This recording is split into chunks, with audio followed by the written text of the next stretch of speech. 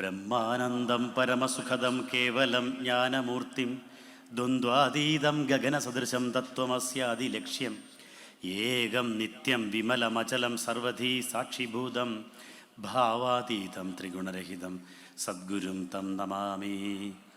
ശിവഗിരിശിഖരാഗ്രേ ദിവ്യപത്മാസനസ്ഥം വരദമഭയഹസ്തം പാപവിധ്വംസപാദം സുജനനികരസേവ്യം ചാരുകാരുണ്യനേത്രം കലികലുഷവിനാശം നൗമി നാരായണാഖ്യം.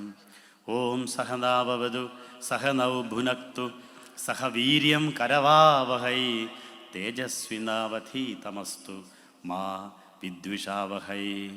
ഓം ശാന്തി ശാന്തി ശാന്തി.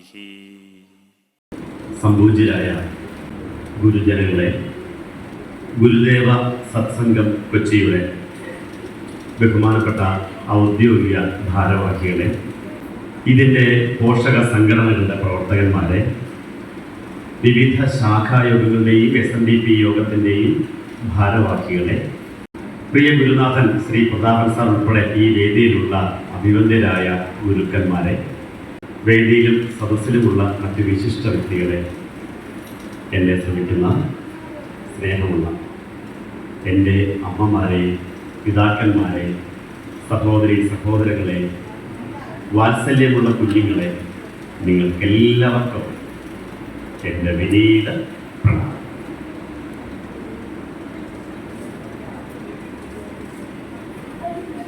ഏറെ സന്തോഷത്തോടു കൂടിയാണ് ഈ സുപ്രഭാതത്തിൽ നിങ്ങളെ അഭിസംബോധന ചെയ്തുകൊണ്ട് ഞാൻ സംസാരിക്കുന്നത്.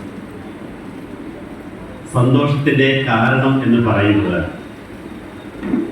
എനിക്ക് തോന്നുന്നു ഈ ഗുരുദേവ സത്സംഗം ആരംഭിച്ചതിൻ്റെ രണ്ടാമത്തെയോ മൂന്നാമത്തെയോ പ്രാവശ്യം ഞാൻ ഇതിനു മുൻപ് വന്നിട്ടുണ്ട്. അന്ന് നമ്മുടെ തൊട്ടപ്പുറത്തുള്ള ക്ഷേത്രത്തിൻ്റെ ഓഡിറ്റോറിയത്തിലായിരുന്നു പരിപാടി നടത്തിയത്. ആ ഓഡിറ്റോറിയവും സദസ്സും അന്നത്തെ സംഘാടകരെയൊക്കെ ഇപ്പോൾ എൻ്റെ മനസ്സിലേക്ക് ഓടി വരികയാണ്. അതിൽ ഗിരിജമാടത്തിന് മാത്രം പ്രത്യേകിച്ച് ഒരു മാറ്റം ഞാൻ കാണുന്നില്ല. ബാക്കിയുള്ളവരൊക്കെ എൻ്റെ ഓർമ്മയിലുണ്ട്, പക്ഷെ മാഡത്തെ എനിക്ക് നല്ല ഓർമ്മയുണ്ട്. അപ്പോൾ നീണ്ട 17-18 വർഷത്തെ ഇടവേളയ്ക്ക് ശേഷം ഇങ്ങനെയൊന്ന് കണ്ടുമുട്ടി എന്ന് പറയുന്നത് പോലും ഒരു വലിയ ഭാഗ്യമല്ലേ. ഇതിനിടയിലാണ് കോവിഡ് വന്നത്, പ്രളയം വന്നത്, നിപ്പ വന്നത്. എന്നിട്ടും നമ്മളെ ഭഗവാൻ ബാക്കി വെച്ചിരിക്കുന്നു വീണ്ടും കണ്ടുമുട്ടുവാനും, വീണ്ടും സംസാരിക്കുവാനും, വീണ്ടും അറിയുവാനും, അറിയിക്കുവാനും. അപ്പോൾ അതാണ് എൻ്റെ സന്തോഷത്തിൻ്റെ ഒരു കാരണം എന്ന് പറയുന്നത്.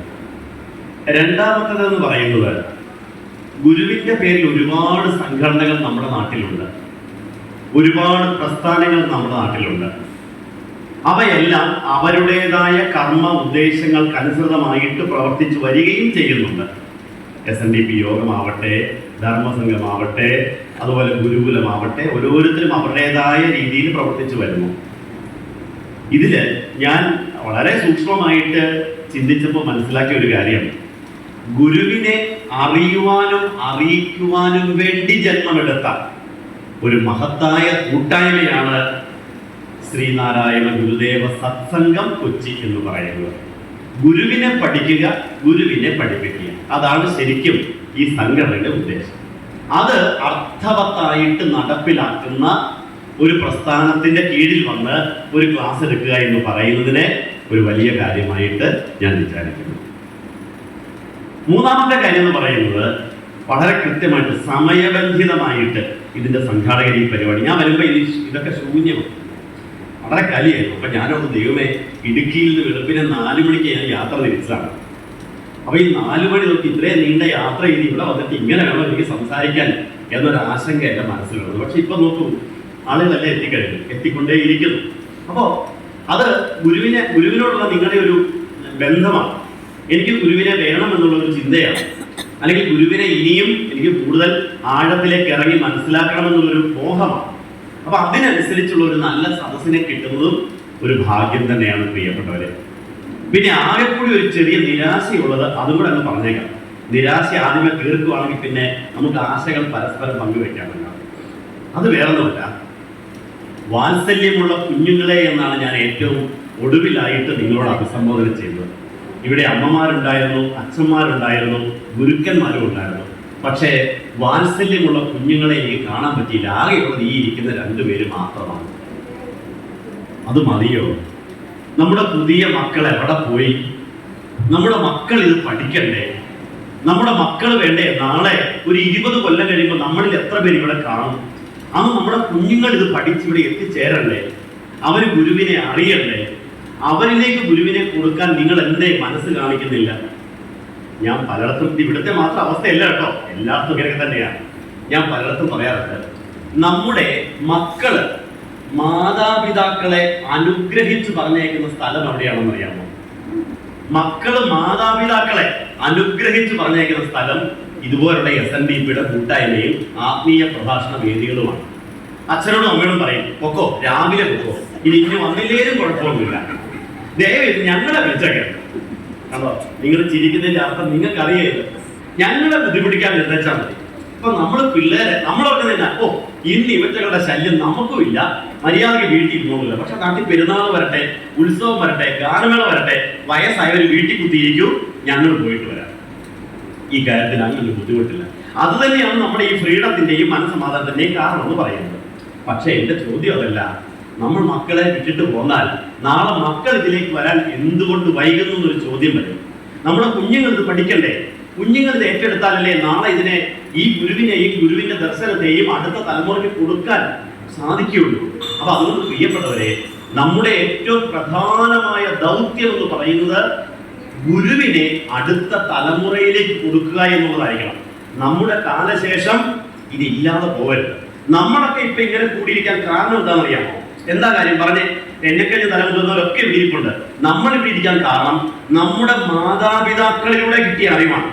നമ്മുടെ മാതാപിതാക്കൾ എന്ന് പറയുന്നത് ഗുരുവിന്റെ കാലത്ത് ജീവിച്ചവരോ ഇല്ലെങ്കിൽ നമ്മുടെ വല്യപ്പനും വല്യമ്മയും ഗുരുവിന്റെ സമകാലീനരും ആയതുകൊണ്ടാണ് അവരിലൂടെ ഒരു തലമുറയിൽ വരെ നമുക്ക് കിട്ടിയത്.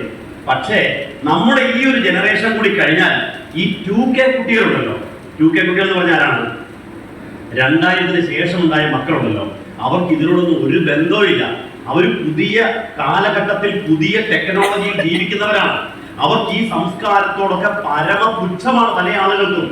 നമ്മുടെയൊക്കെ ഈ ആചാരങ്ങൾ, അനുഷ്ഠാനങ്ങൾ എന്നൊക്കെ പറയുന്നത് അവർക്ക് ഒരു താല്പര്യമില്ല. അവരിലേക്ക് ഇത് കൊടുക്കാനുള്ള ഊർജിതമായ ഒരു പരിശ്രമം എല്ലാ സംഘടനകളും ഏറ്റെടുക്കണം, എല്ലാ സംഘടനകളും.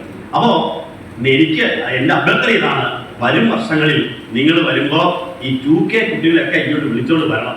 അവർ ചില പ്രയാസം പിടിക്കുമായിരിക്കും, പക്ഷേ ഒരു 100 പേര് വന്നിരിക്കുമ്പോ ഒരാൾക്കൊരു വെളിച്ചം ഉണ്ടായാൽ മതി. 100 പേരെ നിങ്ങൾ കൂട്ടിക്കൊണ്ട് വരുമ്പോൾ ഒരാൾക്കൊരു പുതിയ ബോധ്യം ഉണ്ടായാൽ മതി. അതൊരു വലിയ മാറ്റത്തിന് ഇടയാണ് കേട്ടോ. അപ്പൊ അതുകൊണ്ട് എനിക്കിന്ന് ഫ്രീ ആയല്ലോ എന്നല്ല, എന്റെ മക്കളിലേക്ക് എനിക്കിത് കൊടുക്കാൻ പറ്റിയല്ലോ. ഇനി ഇത് കൊടുക്കാതിരുന്നാലുള്ള കുഴപ്പം എന്താ? പിള്ളേര് പഠിച്ചില്ലെങ്കിൽ എന്താ ദോഷം? പലപ്പോഴും എനിക്കറിയാം, ഇപ്പൊ പ്രതാപൻ സാർ ഇവിടെ സ്ഥിരമായിട്ട് ക്ലാസ്സിക്കുന്ന ഒരാളാണ്. സാർ തന്നെ പറയാറുണ്ട്, കുട്ടികൾ ധാരാളമായിട്ട് പഠിക്കണം, പഠിച്ചില്ലെങ്കിലുള്ള കുഴപ്പം എന്താണ്? നമ്മുടെ മക്കൾ ഇപ്പൊ എന്റെ നാട്ടിലൊക്കെ ഈ ബാലജനയോഗത്തിന്റെ ക്ലാസ്സുകളുണ്ട്, ഞായറാഴ്ചകളില് രവിവാര പാഠശാലകളുണ്ട്. പക്ഷേ 10ാം ക്ലാസ്സിൽ പഠിക്കുന്നവരെയും +2 പഠിക്കുന്നവരെയും ആളുകൾ വിടത്തില്ല. വിടാതിരിക്കുമ്പോ ഇവരുടെ വിചാരം എന്താണ്? എന്റെ കുട്ടി 10-ലല്ലേ, ഫുൾ A+ മേടിക്കേണ്ട കൊച്ചല്ലേ, ഫുൾ A+ പരീക്ഷയ്ക്ക് മാത്രം മേടിച്ചാൽ മതിയോ?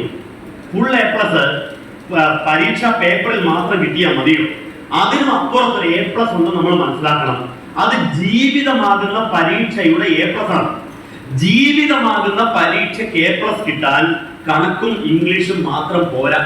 മതിയോ? പോരാ.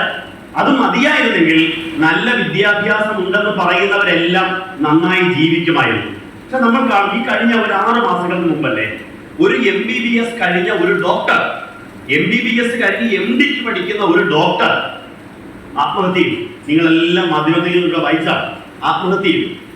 അവര് ആത്മഹത്യ കാരണം എന്താണ്? അതുപോലെ വലിയ ടെൻഷൻ പിടിച്ച കാരണമായിരുന്നെങ്കിൽ അല്ല. അവർ ആത്മഹത്യ കാരണം വെറും 6 മാസം പരിചയമുള്ള അവരുടെ കാമുകൻ അവരെ തേച്ചിട്ടുണ്ട്. അതാ കാര്യം. നോക്കിക്കേ, 6 മാസത്തെ ഒരു ബന്ധത്തിന്റെ പേരിലുണ്ടായ ഒരു മാനസിക നിലയെ ഈ 10-23 കൊല്ലം വളർത്തി വലുതാക്കിയ മാതാപിതാക്കളോടോ സഹോദരങ്ങളോടോ ഉള്ള ബന്ധത്തെക്കാൾ വലുതായിട്ട് കരുതാൻ തോന്നിയതിന്റെ കാരണം അവർക്ക് അറിവില്ലാത്തത് കൊണ്ടല്ല, തിരിച്ചറിവുണ്ടായിരുന്നില്ല. ആണോ അല്ലയോ? തിരിച്ചറിവ്. അത് തിരിച്ചറിവുണ്ടാവാൻ ഡിഗ്രിയും ബിരുദവും മാത്രം പോരാന്നാണ് ഞാൻ ഉദ്ദേശിച്ചത്. ഇപ്പൊ കേരളത്തെ നടുക്കിയ ഏതാനും ആഴ്ചകൾക്ക് മുമ്പ് ഒരു ആത്മഹത്യ എല്ലാവരും ഇപ്പൊ ചർച്ച ചെയ്തത് തീരാറാവതേ ഉള്ളൂ. അതിന്റെ കാരണം എന്താണ്? വിദ്യാഭ്യാസം ഇല്ലാത്തതാണോ? പണമില്ലാത്തതാണോ? സ്ഥാനമാനങ്ങൾ ഇല്ലാത്തതാണോ? എല്ലാം ഉണ്ടായിട്ടും ഒരു നേരത്തെ ചിന്തയെ തരണം ചെയ്യാൻ പറ്റാതെ മരണത്തിലേക്ക് പോയ ആളുകൾ. ഇത് ഒന്നാണ്. നൂറുകണക്കിന് ഉദാഹരണങ്ങൾ നമ്മുടെ മുമ്പിലില്ലേ? ഈ കഴിഞ്ഞ ദിവസം പത്തനംതിട്ടയില് ഒരു ഡോക്ടറാണ് ആത്മഹത്യ ചെയ്തത്. അതുപോലെ നല്ലൊരു ഡോക്ടർ, ഒരു ഗവൺമെന്റ് ഡോക്ടർ. ഒന്ന് ആലോചിക്കൂ പ്രിയപ്പെട്ടവരെ. രാവിലെ ക്വാർട്ടേഴ്സിൽ ഡോക്ടറെ കാണുന്നില്ല, വാതിൽ തുറക്കുന്നില്ല. 10-10:30 ആയിട്ടും രോഗികളൊന്ന് ക്യൂ നിൽക്കാൻ തുടങ്ങിയിട്ടും ഡോക്ടർ വാതിൽ തുറക്കുന്നില്ല. അവസാനം സഹപ്രവർത്തകർ ക്വാർട്ടേഴ്സ് നോക്കിയവർ വാതിൽ അടഞ്ഞു കിടക്കുന്നു. തട്ടിപ്പൊളിച്ച് അകത്ത് കയറി കഴിഞ്ഞപ്പോൾ ഡോക്ടർ തൂങ്ങി മരിച്ചു നിൽക്കുന്നു. ഭിത്തിയിൽ ഒരു വാചകം എഴുതി വെച്ചിട്ടുണ്ട്. ഒരു വാചകം: തോറ്റുപോയി എല്ലാ അർത്ഥത്തിലും. MBBS-ഉം MD-യും കഴിഞ്ഞ് PhD-യും കഴിഞ്ഞ ഒരു ഡോക്ടർ പറയുകയാണ്, തോറ്റുപോയി എല്ലാ അർത്ഥത്തിലും. അതാണ് ആ മരണത്തിന്റെ കാരണം എന്ന് പറയുന്നത്. അപ്പൊ ഞാൻ നിങ്ങളോട് പറഞ്ഞ ഇത്രയേ ഉള്ളൂ. നമ്മുടെ മക്കൾ ജയിക്കേണ്ടത് 10ാം ക്ലാസ്സും +2-ഉം ഡിഗ്രിയും ബിരുദവും മാത്രമല്ല. അതിനപ്പുറത്ത് ജീവിതമാകുന്ന പരീക്ഷ അവർ ജയിക്കണം. വേണോ വേണ്ടയോ? എന്നോട് യോജിക്കാത്ത ആരെങ്കിലും ഉണ്ടെങ്കിൽ കൈവക്കാം. ജീവിതമാകുന്ന പരീക്ഷ അവർ ജയിക്കണം. ജീവിതമാകുന്ന പരീക്ഷ ജയിക്കാനുള്ള വിദ്യാഭ്യാസമാണ് ആത്മീയ വിദ്യാഭ്യാസം എന്ന് പറയുന്നത്. അത് കുട്ടികൾക്ക് കൊടുത്തില്ലെങ്കിൽ എന്ത് പറ്റും? ഒരു ക്ഷണനേരം മതി അവർക്ക് ജീവിതത്തിൽ നിന്ന് വഴിതെറ്റി പോകാനായിട്ട്. അപ്പോ ഇത്തരം സത്സംഗങ്ങളുടെ ഉദ്ദേശം, സത്സംഗം എന്നുള്ള വാക്കി തന്നെ ഉണ്ടല്ലോ, അത്തരം കൂട്ടായ്മകളുടെ ഉദ്ദേശം എന്ന് പറയുന്നത് നമ്മുടെ പുതിയ തലമുറയെ ജീവിതം പഠിപ്പിക്കുക, ശരിയായ ജീവിതം നയിക്കാൻ അവരെ പ്രാപ്തരാക്കുക എന്നുള്ളത് തന്നെയാണ്. ഇതിന് പ്രത്യേകിച്ച് നിയതമായ ഒരു പരീക്ഷയില്ല എന്നുള്ളത് മാത്രമേ ഉള്ളൂ. അപ്പോ ഈ സത്സംഗത്തിൽ പങ്കെടുക്കുന്ന ഓരോരുത്തരും തങ്ങളുടെ കുടുംബത്തിലേക്ക്, അവരുടെ പുതിയ തലമുറയിലേക്ക് ഗുരുവിനെ കൊടുക്കണം, ഗുരുവിന്റെ പ്രസാദത്തെ കൊടുക്കണം. തീർച്ചയായിട്ടും അതൊരു വലിയ മാറ്റമായിരിക്കും. പ്രിയപ്പെട്ടവരെ, എന്റെ ആമുഖം അല്പം നീണ്ടുപോയെന്ന് എനിക്ക് തോന്നുന്നു. എന്തായാലും അത് നിങ്ങളുടെ മനസ്സിൽ തട്ടുമെന്ന് എനിക്ക് നല്ല ഉറപ്പുണ്ട്. അതുകൊണ്ടാണ് ഇത്രയും സംസാരിക്കണമെന്ന് ഞാൻ ആദ്യമേ തന്നെ വിചാരിച്ചത്. പ്രിയപ്പെട്ടവരെ, ഏതായാലും നമുക്ക് വളരെ സുദീർഘമായിട്ട്, ഗുരു എന്ന് പറഞ്ഞൊരു കടലാണല്ലോ, സുദീർഘമായ ഒരു സംഭാഷണം നിങ്ങൾക്ക് എഴുതേണ്ടതില്ല. ഇതെല്ലാം ചെറിയ സൂചനകൾ മാത്രമാണ്. ഇവിടെ വെക്കുന്ന ഓരോ വിഷയങ്ങളും ഒരു സൈൻ ബോർഡാണ്. ഈ വഴിയെ പോയാൽ നിങ്ങൾക്ക് അവിടെ എത്തിച്ചേരാം എന്ന് പഠിപ്പിക്കുന്ന ഒരു സൈൻ ബോർഡായിട്ട് മാത്രം നിങ്ങൾ കരുതിയാൽ മതിയാകും. 2024 ഒരുപാട് പ്രത്യേകതകളുണ്ട്. ഒരു പക്ഷേ ഇതിനോടകം ഇന്നലെയും മിനിങ്ങാന്നും ഒക്കെ അത് ചർച്ച ചെയ്ത് കാണും ഞാൻ വിചാരിക്കുകയാണ്. ഞാൻ ആ പ്രഭാഷണം കേൾക്കാത്തത് കൊണ്ട് ഒന്ന് ചൂണ്ടിക്കാണിച്ചിട്ട് ഞാൻ എന്റെ വിഷയത്തേക്ക് വന്നോളാം. 2024 ചരിത്രപരമായ പ്രാധാന്യം നമ്മൾ മറന്നു പോകരുത്. അതിൽ ഏറ്റവും പ്രധാനപ്പെട്ട ഒന്ന്, ശ്രീനാരായണ ഗുരുദേവൻ സൃഷ്ടിച്ച ചില മാതൃകകളുടെ ശതാബ്ദി വർഷമാണ് 2024 എന്നുള്ളത് തന്നെയാണ്. ആദ്യത്തെ മാതൃക എന്ന് പറയുന്നത് മനുഷ്യരെല്ലാം ഒരു കുടുംബമാണ് എന്ന ഒരു മാതൃക ഗുരു അവതരിപ്പിച്ച് കാണിച്ചത് 1924 ശിവരാത്രി നാളിലെ സർവമത സമ്മേളനത്തോടു കൂടിയാണ്. ആലുവയിലെ അദ്വൈതാശ്രമ ഭൂമിയിൽ നടത്തിയ സർവമത സമ്മേളനം. അതിന്റെ ശതാബ്ദി ഈ വർഷം ശിവഗിരി മഠത്തിന്റെ നേതൃത്വത്തിൽ വത്തിക്കാൻ വെച്ച് നടന്നപ്പോൾ ആഗോള കത്തോലിക്ക സഭയുടെ പരമാധ്യക്ഷനാണ് പറഞ്ഞത്, ഗുരു പഠിപ്പിച്ചത് മനുഷ്യരെല്ലാം ഒരു കുടുംബം എന്ന ഒരു ആശയത്തെയാണ്. അപ്പോ നമ്മൾ ഈ സർവമത സമ്മേളനത്തിന്റെ കൊച്ചു കൊച്ചു പതിപ്പുകൾ ഓരോ ഗ്രാമങ്ങളിലൂടെയും ഏറ്റെടുത്തുകൊണ്ട് പോകണം. അത് കേവലം ആലുവയിൽ മാത്രം നടത്തിയാൽ പോരാ. എല്ലാ ഗ്രാമങ്ങളിലും സർവമത സമ്മേളനങ്ങളും സൗഹാർദ്ദങ്ങളും ഉണ്ടാവണം. അപ്പോൾ മാത്രമേ ഗുരു കാണിച്ച ആ മാതൃക പുതിയ തലമുറയിലേക്ക് എത്തുകയുള്ളൂ. ഇത് കുറെ SNDP-ക്കാരും ഈഴവരും മാത്രം ആഘോഷിച്ചാൽ മതിയോ? ഇപ്പം റോമിൽ വച്ചത് നടത്തിയ കൊണ്ട് തന്നെ ലോകം അതിലേക്ക് ഒരു ചെറിയ കണ്ണു വെച്ചിട്ടുണ്ട്. ഇങ്ങനൊരു പരിപാടി 1 നൂറ്റാണ്ട് മുമ്പ് നടത്തിയ ഒരു ഗുരുവിനെ കുറിച്ച് ലോകം കണ്ടിട്ടുണ്ട്. പക്ഷേ നമ്മളത് ഈ നാട്ടിലെ സാധാരണക്കാരിലേക്ക് എത്തിക്കേണ്ടതുണ്ട്. ഒരാൾക്ക് മതം മാറാതെ തന്നെ, അയാളുടെ വിശ്വാസം മാറാതെ തന്നെ, അയാൾക്ക് അയാളായിട്ടിരുന്നു കൊണ്ട് തന്നെ നന്നായി ജീവിക്കാൻ സാധിക്കുമെന്ന് കൂടി പഠിപ്പിച്ച ഒരു സമ്മേളനമായിരുന്നു സർവമത സമ്മേളനം എന്ന് പറയുന്നത്, അല്ലെ? ഇങ്ങനൊരു ഗുരു, ഇങ്ങനൊരു ആദർശത്തെ കാഴ്ചവെച്ച ഒരു ഗുരു വേറെ എവിടെയാണുള്ളത്? ഒന്ന് ആലോചിക്കും പ്രിയപ്പെട്ടവരെ. ശ്രീനാരായണ ഗുരുദേവന്റെ സന്നിധിയിൽ എത്തിയിട്ടുള്ള എല്ലാവരെയും സർവലോകാനുരൂപായ എന്ന് ശിവലിംഗദാസ സ്വാമി പാടിയത് എത്ര അർത്ഥമാണ്. എല്ലാവർക്കും വേണ്ടത് ഗുരു പ്രദാനം ചെയ്തു. ഓരോരുത്തരോടും ഇന്നത്തെ കാലം നമുക്കറിയാം, ഈ സർവമത സമ്മേളനത്തിന്റെ പ്രാധാന്യവും എന്ന് പറയുന്നത് ഇസ്രായേൽ പാലസ്തീൻ യുദ്ധം നടക്കുന്നു, ഇല്ലെങ്കിൽ ഓരോ സ്ഥലത്തും സംഘർഷങ്ങൾ അരങ്ങേറുന്നു. എല്ലാത്തിന്റെയും മൂല കാരണം എന്ന് പറയുന്നത് ജാതിയും മതവും വർഗീയതയും ഒക്കെ തന്നെയാണ്. അപ്പോ അടിസ്ഥാനപരമായിട്ട് മനുഷ്യരെല്ലാം ഒരു കുടുംബമാണ് എന്ന് തിരിച്ചറിയാൻ പഠിപ്പിച്ച സർവമത സമ്മേളനത്തിന്റെ ശതാബ്ദി വർഷം ആഘോഷിക്കുമ്പോൾ അത് നമ്മുടെ ഗ്രാമത്തിലെ മുഴുവൻ ആളുകൾക്കും പറഞ്ഞു കൊടുക്കേണ്ട ഉത്തരവാദിത്തം നമുക്കുണ്ട്. രണ്ട്, അതിലൂടെ നമ്മൾ പഠിപ്പിക്കേണ്ട മറ്റൊരു കാര്യവുമുണ്ട്. ഇത്ര മഹത്തായ ഒരു ചിന്താഗതി, ഇത്ര മഹത്തായ ഒരു ആദർശത്തെ കാണിച്ചു തന്ന ഗുരുവിനെയും കൂടി നമ്മൾ പഠിപ്പിക്കേണ്ടതുണ്ട്. ഓരോരുത്തർക്കും അവനവന്റെ, എനിക്ക് എന്റെ വിശ്വാസം വലുതാണ്, ക്രിസ്ത്യാനികൾക്ക് അവരുടെ വിശ്വാസം വലുതാണ്, മുസ്ലിങ്ങൾക്ക് അവരുടെ വിശ്വാസം വലുതാണ്. അതിനും അപ്പുറത്താണ് മനുഷ്യൻ നന്നാവുക എന്നുള്ളത്. ഗുരു വിഭാവന ചെയ്ത വാദിക്കാനും ജയിക്കാനുമല്ല, അവരൊക്കെ പറയും അറിയാനും അറിയിക്കാനും വേണ്ടിയാവണം കൂട്ടായ്മകൾ എന്ന് പഠിപ്പിച്ചതിന്റെ ശതാബ്ദി വർഷമാണ്. രണ്ടാമത്തെ ശതാബ്ദി നിങ്ങൾക്കറിയാം, ഇവിടെ തൊട്ടടുത്ത വിഷയം വരുന്നുണ്ട്. വൈക്കം സത്യാഗ്രഹത്തിന്റെ ശതാബ്ദി വർഷമാണ് 2024. വൈക്കം സത്യാഗ്രഹത്തിന്റെ പ്രാധാന്യം എന്തായിരുന്നു? വിശ്വാസം എന്ന് പറയുന്നത് കേവലം ഒരു അമ്പലത്തിനകത്ത് കയറി തൊഴുന്നതിനപ്പുറത്ത് സമൂഹത്തിൽ നീതിയുള്ള, സമൂഹത്തിൽ തുല്യതയുള്ള, എല്ലാവർക്കും പരിഗണന കിട്ടുന്ന ഒരു സമൂഹത്തെ വാർത്തെടുക്കാൻ വേണ്ടി കൂടിയാവണം വിശ്വാസം എന്ന് പഠിപ്പിക്കാൻ കൂടിയാണ് വൈക്കം സത്യാഗ്രഹ സമ്മേളനം അരങ്ങേറിയത്. അപ്പൊ ആ വൈക്കം സത്യാഗ്രഹത്തിന്റെ ശതാബ്ദി വരുമ്പോൾ നമ്മളത് അതിൽ ഗുരുവിന്റെ സ്ഥാനം എന്തായിരുന്നു എന്ന് പഠിപ്പിക്കണോ വേണ്ടയോ? ഞാൻ ഈ കഴിഞ്ഞ ആഴ്ച വൈക്കത്ത് പോവുകയുണ്ടായി കേട്ടോ. പോകാൻ കാരണം വേണമെന്നില്ല, തമിഴ്നാട് മുഖ്യമന്ത്രി സ്റ്റാലിൻ കഴിഞ്ഞ ആഴ്ച കേരളത്തിൽ വന്നിരുന്നു. എന്തിനാ വന്നെന്ന് ഓർക്കുന്നുണ്ടോ?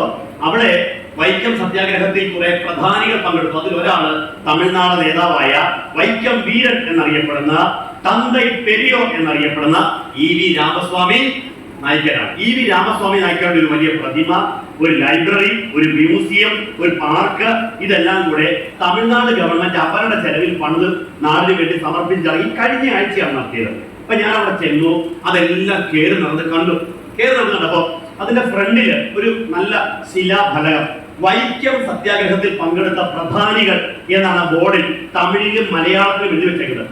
അതിനകത്ത് പേരുകളുണ്ട്. KP Kesava Menon, K Kelappan, TK Madhavan, അങ്ങനെ കുറെ പേരുകൾ, 9 ആളുകളുടെ പേര് അവിടെ എഴുതി വെച്ചിട്ടുണ്ട്. അതിൽ ഒരു പേരെങ്കിലും ശ്രീനാരായണ ഗുരു എന്ന് കാണുമെന്നാണ് ഞാൻ വിചാരിച്ചത്. അങ്ങനെ ഒരു പേര് അവിടെ എഴുതി വെച്ചിട്ടില്ല. അപ്പൊ ഞാൻ വിചാരിച്ചു എന്നാൽ ഈ അകത്ത് കയറി നോക്കാം. വലിയൊരു മ്യൂസിയം.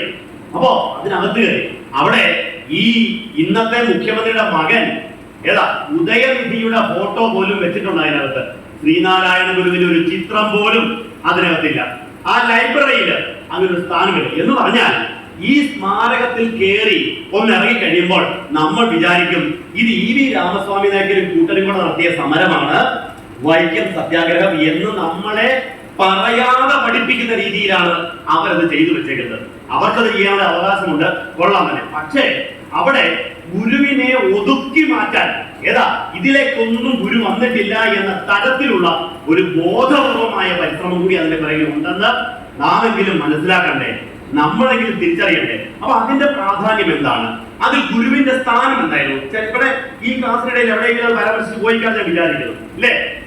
ഗുരുവിനെ പോലും വൈക്കത്തെ അമ്പലത്തിന്റെ മതിൽക്കെട്ടിന്റെ പുറമേ നടക്കാൻ, വഴിയെ പോകാൻ പറ്റില്ലാത്തൊരു ഘട്ടം വന്നപ്പോൾ TK മാധവൻ എന്ന ഗുരുദേവ ശിഷ്യന്റെ മനോവേദനയിൽ ഉത്ഭവിച്ച സമരമാണ് വൈക്കം സത്യാഗ്രഹ സമരം എന്ന് പറയുന്നത്. അപ്പൊ അങ്ങനെയുള്ള ആ മഹത്തായ സമരത്തിന്റെ, ആ മഹത്തായ സംഭവത്തിന്റെ അതിന്റെ അലയൊലികളെ പുതിയ തലമുറയെ പഠിപ്പിക്കാൻ അതിൽ ഗുരു നേരിട്ട് വന്നു. 1001 രൂപ ഗുരു സമരക്കാർക്ക് വേണ്ടി സംഭാവന ചെയ്തു. ഗുരുവിന്റെ ആശ്രമമായിരുന്ന വെല്ലൂർ മഠം ഗുരു സമരക്കാർക്ക് വേണ്ടി വിട്ടുകൊടുത്തു. വെക്കാനും വിളമ്പാനും താമസിക്കാനും ഒക്കെ വേണ്ടി അവർക്ക് വിട്ടുകൊടുത്തു. അങ്ങനെ ഒപ്പം ഗുരുവിന്റെ ശിഷ്യനായ സത്യവ്രത സ്വാമിയെ സമര പന്തലിൽ വിട്ടു. എന്തിനാ? സമരക്കാർക്ക് വേണ്ട ഭക്ഷണം, വസ്ത്രം, മരുന്ന് എല്ലാം സമയാസമയത്ത് എത്തിക്കാൻ സത്യവ്രത സ്വാമിയെ അവിടെ തന്നെ നിയോഗിച്ചു. വീടാന്തരം ഭണ്ഡാരപ്പെട്ടികൾ വെച്ചു. സത്യഗ്രഹത്തിലേക്ക് ഫണ്ടുകൾ സമാഹരിക്കാൻ മഹാത്മാഗാന്ധിക്ക് വേണ്ടി പരസ്യമായിട്ട് ഗുരു അവിടെ നിന്ന് പ്രാർത്ഥന നടത്തി. നിങ്ങളുടെ കൂടെ ഞാനും കൂടെ സമരമിരിക്കാമെന്ന് വരെ പറഞ്ഞ ഒരു ഗുരുവിന്റെ വൈക്കം സത്യാഗ്രഹത്തിന്റെ ഏറ്റവും പ്രധാനപ്പെട്ട ചാലക ശക്തിയെ തമസ്കരിക്കുന്നതും ഈ 2024 നമ്മൾ കാണുമ്പോൾ നമ്മളെങ്കിലും അത് പറഞ്ഞു കൊടുക്കണ്ടേ? നമ്മളെങ്കിലും അത് പറഞ്ഞു കൊടുക്കണ്ടേ? ഇതിന്റെ പ്രാധാന്യം എന്താണ് എന്ന്, ഇത് ഗുരുവിന്റെ സ്ഥാനം എന്താണ് എന്ന്. അവ പറഞ്ഞു വന്നത് അതിന്റെ ശതാബ്ദി വർഷത്തിൽ നമ്മളത് പുതിയ തലമുറയെ പഠിപ്പിക്കാൻ തയ്യാറായില്ലെങ്കിൽ നമ്മുടെ മക്കൾ പറയും ഇത് ഇ വി രാമസ്വാമി നായ്ക്കരും പിന്നെ മന്നത്ത് പത്മനാഭനും ഒക്കെ കൂടി നടത്തിയ സമരമാണ്, അതിന്റെ പേരാണ് വൈക്കം സത്യാഗ്രഹ സമരം. ശ്രീനാരായണ ഇപ്പൊ വന്നു പോയി കാണും എന്നേ വിചാരിക്കത്തുള്ളൂ. അപ്പൊ ചരിത്രത്തെ സത്യസന്ധമായിട്ട് പഠിപ്പിക്കാൻ നമ്മൾ ശ്രമിക്കേണ്ടതാണ്.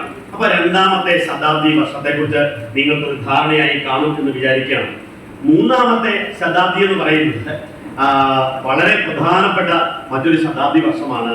അത് മഹാകവി കുമാരൻ ആശാനുമായി ബന്ധപ്പെട്ടതാണ്. കുമാരൻ ആശാൻ നമുക്ക് മലയാളത്തിന് നൽകിയ സംഭാവന എന്താണെന്ന് ഞാൻ നിങ്ങളോട് പറഞ്ഞു തരേണ്ട കാര്യമൊന്നുമില്ല. മലയാള ഭാഷയിൽ ഇന്നുവരെ സൃഷ്ടിക്കാത്ത ഒരു കാവ്യ മാതൃകയെ അവതരിപ്പിച്ച കവിയാണ് മഹാകവി കുമാരൻ ആശാൻ. ആശാന്റെ കൃതികൾ ഈ മലയാളത്തിലും സംസ്കാരത്തിലും ചെലുത്തിയ സ്വാധീനം എത്ര വലുതാണ്. നമ്മളൊക്കെ പാടി പതിഞ്ഞു പോയ തൊട്ടുകൂടാത്തവർ തീണ്ടിക്കൂടാത്തവർ ഇന്ന് പറഞ്ഞാൽ അത് പറയാൻ കേട്ടുപെടുത്തല്ലോ എന്ന് പറയുന്ന തരത്തിൽ ഉള്ള ആ വരികളൊക്കെ ഈ സമൂഹത്തിൽ വരുത്തിയ മാറ്റങ്ങൾ എന്തൊക്കെയാണ്? ഒരേ സമയം സാമൂഹ്യ നവോത്ഥാനത്തെയും ഭാഷാ വികാസത്തെയും ഒരുപോലെ പ്രോജ്വലനം ചെയ്ത മഹാകവി കുമാരൻ ആശാൻ ദേഹവിയോഗം ചെയ്തതിന്റെ ശതാബ്ദി വർഷമാണ് 2024. നമ്മളത് അറിഞ്ഞിരിക്കണ്ടേ? പല്ലനയാറ്റിലെ റെഡീമർ ബോട്ടപകടത്തിൽ ഇഹലോകവാസം വെടിഞ്ഞ കുമാരൻ ആശാന്റെ ചരിത്രത്തെ പുതിയ തലമുറയോട് സംസാരിക്കണമോ വേണ്ടയോ?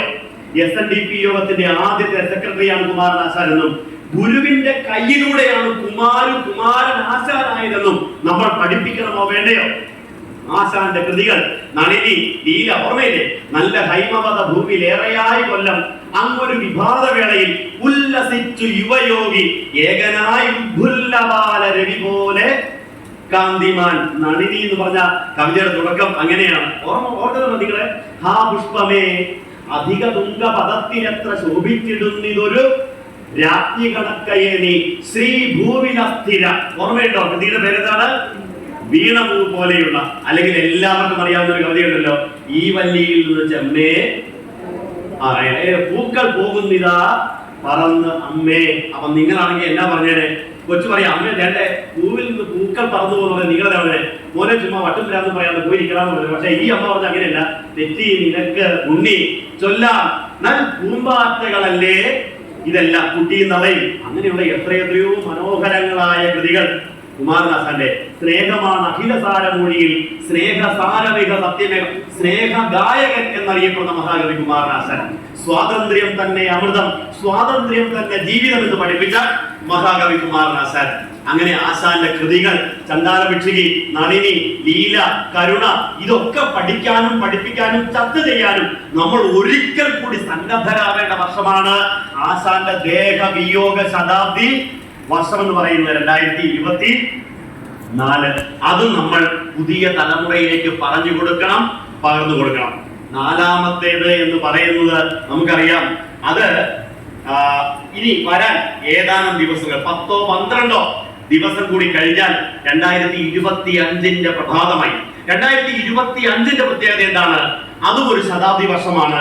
1925 മഹാത്മാഗാന്ധി ശ്രീനാരായണ ഗുരുദേവനെ കാണുവാൻ വേണ്ടി ഇവിടെ എത്തിയത്. അപ്പൊ ഗാന്ധിയും ഗുരുവും തമ്മിലുള്ള ആദ്യ സമാഗമത്തിന്റെ ശതാബ്ദി വർഷമാണ് വരാൻ വേണ്ടി പോകുന്നത്. അപ്പോൾ ഗാന്ധി ഗുരുവിനെ കണ്ടതിനെ കുറിച്ച്, അതിന്റെ പ്രാധാന്യം എന്താണ് എന്ന് നമ്മൾ പറഞ്ഞു കൊടുക്കേണ്ടതുണ്ട്, നമ്മൾ പഠിക്കേണ്ടതുണ്ട്. എന്തുകൊണ്ട് എന്ന് ചോദിച്ചാൽ നമുക്കറിയാം, മഹാത്മാഗാന്ധി ശിവഗിരിയിൽ വന്നതിന് ശേഷവും അതിനു മുൻപും എന്ന് ഗാന്ധിയുടെ ചരിത്രത്തെ രണ്ടാക്കി തിരിക്കാവുന്നതേ ഉള്ളൂ. കാരണം വേണ്ടതല്ല, ഗാന്ധി ശിവഗിരിയിൽ വന്ന് അവിടുത്തെ മക്കളെയും അവിടുത്തെ കൂട്ടായ്മയും ഒക്കെ കണ്ട് മനസ്സിലാക്കിയിട്ടും ഗാന്ധിയുടെ മനസ്സിൽ ജാതി ഉണ്ടായിരുന്നു, ചാതുർവർണ്ണ്യം ഉണ്ടായിരുന്നു, ബ്രാഹ്മണൻ, ക്ഷത്രിയൻ, വൈശ്യൻ, ശൂദ്രൻ എന്നുള്ളവർ തരംതിരിവുണ്ടായിരുന്നു. അതുകൊണ്ടാണ് ഗാന്ധി ചോദിക്കുന്നത്, ഏതാ ശാരദാമഠത്തിലെ കുഞ്ഞുങ്ങളെ കണ്ടപ്പോഴും ഗാന്ധി ഇത് പറയന്മാരാണ്, ഇത് പുലയന്മാരാണെന്ന് പറഞ്ഞിട്ടും ഗാന്ധിക്ക് ബോധ്യം വരാത്ത ഗാന്ധിയാണ് ചോദിക്കുന്നത്, സ്വാമി ഒരു ജാതിയെ ഉള്ളത് പറയുന്നൊക്കെ ശരി തന്നെ, പക്ഷേ അത് ആളുകളെ കണ്ടാൽ തന്നെ വ്യത്യാസം പറയണമല്ലേ? ഉദാഹരണമായിട്ട് ജാതി പറഞ്ഞ മാവിന്റെ ഇലകൾ ഓർമ്മയുണ്ടല്ലോ. ഇലകൾ ഒരു മരത്തിലേതുപോലും പല നിറത്തിൽ, പല തരത്തിൽ, പല വലിപ്പത്തിൽ കാണുന്നില്ലേ? മനുഷ്യന്മാരെ അങ്ങനെ തന്നെയല്ലേ, വ്യത്യാസം ഉള്ളത് തന്നെയല്ലേ എന്ന് ചോദിച്ചപ്പോഴാണ് ഗുരു പറയുന്നത്, അതിന്റെ ചാറെടുത്താൽ വലുതും ചെറുതും പരന്നതും ഒക്കെ ആയിക്കോട്ടെ, ചാറെടുക്കുമ്പോൾ എല്ലാം ഒന്നു തന്നെ ആയിരിക്കുന്ന പോലെ ആത്യന്തിക സത്തയിൽ എല്ലാവരും ആത്മ സഹോദരന്മാരാണെന്ന് പഠിപ്പിച്ചപ്പോഴാണ് ഗാന്ധിയുടെ ഉള്ളിൽ ഒരു പുതിയ വെളിച്ചം തെളിഞ്ഞത് എന്ന് പറഞ്ഞാൽ, ഞാൻ എന്റേതായ ഭാഷയിൽ പറഞ്ഞാൽ, MK ഗാന്ധി എന്ന മോഹൻദാസ് കരംചന്ദ് ഗാന്ധിയെ മഹാത്മാ ഗാന്ധിയാക്കി മാറ്റിയ സംഭവമാണ് 1925 ഈ സംഭവം എന്ന് പറയുന്നത്. അപ്പോൾ ഗാന്ധിജിയെ മഹാത്മജിയാക്കി മാറ്റിയ ഗുരുവാണ് ആര്? ഒന്ന് തറപ്പിച്ച് പറയേ, ശ്രീനാരായണ ഗുരു. അത് നമ്മളെങ്കിലും മനസ്സിലാക്കണ്ടേ? ഒരുപക്ഷെ ഗാന്ധി ഭക്തന്മാരോ ഗാന്ധി ശിഷ്യന്മാരോ അതിനെ ആ രീതിയിൽ പഠിപ്പിക്കണമെന്നില്ല. നമ്മളെ തിരിച്ചറിയണ്ടേ, ഇത് ചരിത്രമല്ല ഈ പറയുന്നത്, വെച്ചുകെട്ടുകളോ അത്ഭുതങ്ങളോ അതിശയോക്തികളോ അല്ലല്ലോ. അപ്പോ ആ ശതാബ്ദി വർഷത്തിൽ ഈ പുതിയ തലമുറയോട് ഗാന്ധിജി എന്ന വ്യക്തി, അത് കഴിഞ്ഞിട്ടാണ് ചണ്ടാള എന്ന്, അവർണർ എന്ന് വിളിക്കപ്പെട്ടവരെ ഗാന്ധി തിരുത്തി വിളിച്ചത് ഹരിജൻ എന്ന് പേരിട്ട് വിളിച്ചത്. അവർ ഹരിയുടെ ജനങ്ങളാണ്, അവരും ദൈവത്തിന്റെ മക്കളാണ്. കാരണം അതുവരെ ബ്രാഹ്മണോ അസ്യ മുഖമാസീത് ബാഹു രാജന്യകൃത ഗുരു തദസ്യ യത് വൈശ്യ പദ്ഭ്യാം ശൂദ്രോ അജായത. 4 വർണ്ണങ്ങൾ മനുഷ്യര്. ബ്രാഹ്മണൻ വിരാട് പുരുഷന്റെ മുഖത്ത് നിന്ന്, ക്ഷത്രിയൻ കയ്യേന്ന്, വൈശ്യൻ തുടേന്ന്, ശൂദ്രൻ പാദത്തേന്ന്. ബ്രാഹ്മണൻ, ക്ഷത്രിയൻ, വൈശ്യൻ, ശൂദ്രൻ, ഈ 4 ഉള്ളൂ. ഈ 4ലും പെടാത്തവരാണ് ഞാനും നിങ്ങളും ഒക്കെ എന്നൊക്കെ പറയുന്നത്. എവിടുന്നാ വന്നെന്ന് ദൈവത്തിന് പോലും പിടിയില്ലാത്ത ഈ കൂട്ടര് ഹരിയുടെ ജനങ്ങളാണ്. ഗുരു പറഞ്ഞിട്ടുണ്ടാവും, സ്വയം ബുക്കളാണ് പറഞ്ഞത്. അപ്പൊ ഹരിയുടെ, അവര് ദൈവത്തിന്റെ അവയവങ്ങളിൽ നിന്ന് വന്നവരല്ല, അവർ ദൈവത്തിന്റെ അവയവങ്ങളിൽ നിന്നല്ല, അവർ ദൈവത്തിന്റെ സ്വന്തം മക്കളാണെന്ന് ഗാന്ധിയെ കൊണ്ട് തിരുത്തി പറയിപ്പിക്കാൻ ഇടയാക്കിയ സംഭവം അരങ്ങേറിയിട്ട് 100 കൊല്ലം തികയുമ്പോൾ അതിന്റെ ശതാബ്ദി പുതിയ തലമുറയോട് പഠിപ്പിക്കണമോ വേണ്ടയോ? കാരണം നമ്മുടെ കുട്ടിയുടെ ഉള്ളില്, നമ്മുടെ എല്ലാ മക്കളുടെ ഉള്ളില് മഹാത്മാഗാന്ധി ഒരു വലിയ ബിംബമായിട്ട് ഇങ്ങനെ നിൽക്കുമ്പോൾ, അങ്ങനെ പഠിപ്പിക്കുമ്പോൾ ആ ഗാന്ധിയിൽ വരെ അനുകൂലമായ പരിവർത്തനങ്ങൾ സൃഷ്ടിച്ച ഒരു മഹാഗുരുവുണ്ട് ഇവിടെ കേരളത്തിൽ. അത് നമ്മുടെ ഗുരുവാണ് എന്ന് പറഞ്ഞു കൊടുക്കാനുള്ള ആർജവം നമ്മൾ കാണിക്കേണ്ടതുണ്ട് പ്രിയപ്പെട്ടവരെ. അതാണ് 4ാമത്തെ എന്ന് പറയുന്നത്. ഇനി ഒരു ശതാബ്ദി കൂടിയുണ്ട് പ്രിയപ്പെട്ടവരെ. അത് വേറൊന്നുമല്ല, നമുക്കറിയാം ഗുരു കേവലം ജാതിയുടെയും മതത്തിന്റെയും സാമൂഹ്യമായ മാറ്റങ്ങൾക്ക് ഇടയാക്കാൻ, എല്ലാവരും ഗുരുവിനെ കുറിച്ച് പറയുമ്പോൾ അത് ജാതീയമായ പരിവർത്തനങ്ങൾക്ക് ഇടയാക്കി, ഉച്ചനീചത്വങ്ങളെ മാറ്റി, സമൂഹ സമത്വം ഉറപ്പാക്കി എന്നൊക്കെ പറയുമ്പോൾ ഗുരു നടത്തിയ ഇടപെടലുകൾ വളരെ വൈവിധ്യപൂർണമാണ്. അതിൽ ഒന്ന് കലാപരമായ രംഗത്തുണ്ടാക്കിയെടുത്ത ഒരു മാറ്റം തന്നെയാണ്. ഒരു കല, ഒരു കാലത്ത് ക്ഷേത്രങ്ങളിലെ ഉത്സവം എന്ന് കേൾക്കുമ്പോൾ നമ്മളൊക്കെ ഏറ്റവും കൂടുതൽ ആകൃഷ്ടരായിരുന്ന ഒരു കല. ഇന്നിപ്പോ അമ്പലത്തിൽ ഉത്സവം എന്ന് പറഞ്ഞാൽ ഇപ്പൊ നമുക്കറിയാം, ഗാനമേളയും പാട്ടും അതിന്റെ നാടകവും മിമിക്രി ഒക്കെയാണ് ഇന്നത്തെ ഒരു ട്രെൻഡ് എന്ന് പറയുന്നത്. പക്ഷേ ഒരു കാലത്ത് ഉത്സവ പറമ്പുകളെ കീഴടക്കിയിരുന്ന ഒരു കലാരൂപമുണ്ട്. ഞാൻ ചില പേര് ആർക്കറിയാം? കഥാപ്രസംഗം. നോക്കൂ, ആ കല ശരിക്കും സത്യദേവൻ എന്ന് പറയുന്ന ഒരു ഗുരുവിന്റെ ശിഷ്യൻ സത്യദേവനെ കൊണ്ട് കുമാരനാശാന്റെ കരുണ എന്ന കഥ പാട്ടും കഥയുമായിട്ട് എഴുതി കൊടുത്ത് അവതരിപ്പിച്ചതിലൂടെ സൃഷ്ടിക്കപ്പെട്ടതാണ്.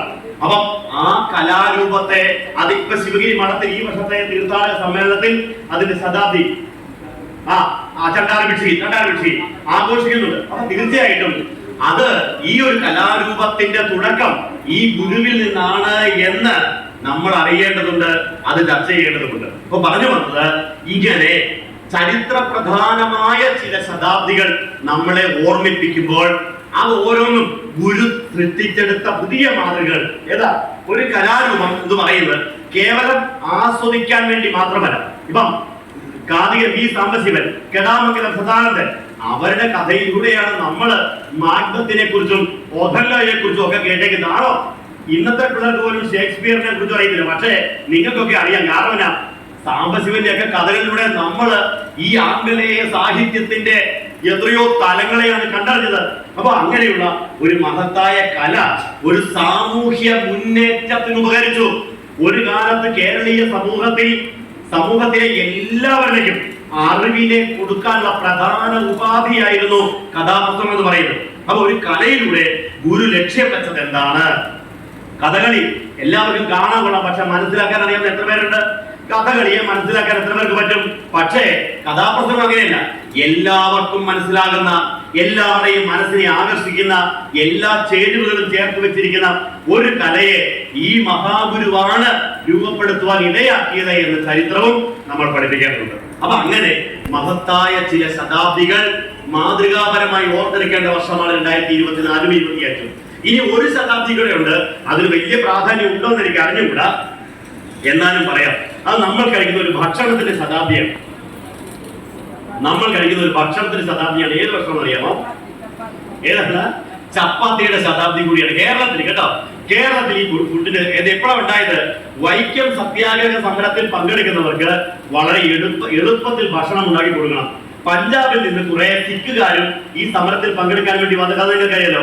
അപ്പൊ സിഖുകാര് അവരുടെ തനതായ ഭക്ഷണത്തെ ആദ്യമായിട്ട് വൈക്കം സത്യാഗ്രഹ സമരത്തിൽ ആ സമരവേദിക്കാർക്ക് വേണ്ടി ഉണ്ടാക്കിയതും ആ ചപ്പാത്തിക്ക് ഈ 2024 എത്തുമ്പോൾ വർഷം 100 കേരളത്തിൽ നിന്ന് കൂടെ ഓർത്തോ നന്നായിരിക്കും. പറഞ്ഞു വന്നു പ്രിയപ്പെട്ടവരെ, ഇങ്ങനെ ഒരു മാതൃകാ സമൂഹത്തെ സൃഷ്ടിക്കാൻ വേണ്ടി ഗുരു നടത്തിയ ഇടപെടലുകളെ നമ്മൾ ഓർക്കേണ്ടതുണ്ട്, നമ്മൾ പഠിക്കേണ്ടതുണ്ട്. അതാണ് ഗുരു സൃഷ്ടിച്ച ഒരു പുതിയ മാതൃകയുടെ അടിസ്ഥാനം എന്ന് പറയുന്നത്. നിങ്ങൾക്കറിയാമല്ലോ, നോബൽ സമ്മാന ജേതാവാണ് അമർത്യ സെൻ എന്ന് പറയുന്നത്. അമർത്യ സെന്നെ നമുക്ക് എല്ലാവർക്കും ഒരുപക്ഷെ അറിയാം. അദ്ദേഹമാണ് ആദ്യമായിട്ട് കേരള മാതൃക, കേരള മോഡൽ എന്ന ഒരു വാക്ക് ഇവിടെ ഉപയോഗിച്ചത്. കേരള മോഡൽ എന്ന് പറഞ്ഞാൽ എന്താണ് കേരള മാതൃക എന്ന് പറയുന്നത്? നമ്മളൊക്കെ വിചാരിക്കുന്നു കേരള മാതൃക എന്നാൽ ഇന്ന് കേരളത്തിലുള്ള ഒരു സാമൂഹ്യ വ്യവസ്ഥ ഉണ്ടാക്കിയെടുത്ത.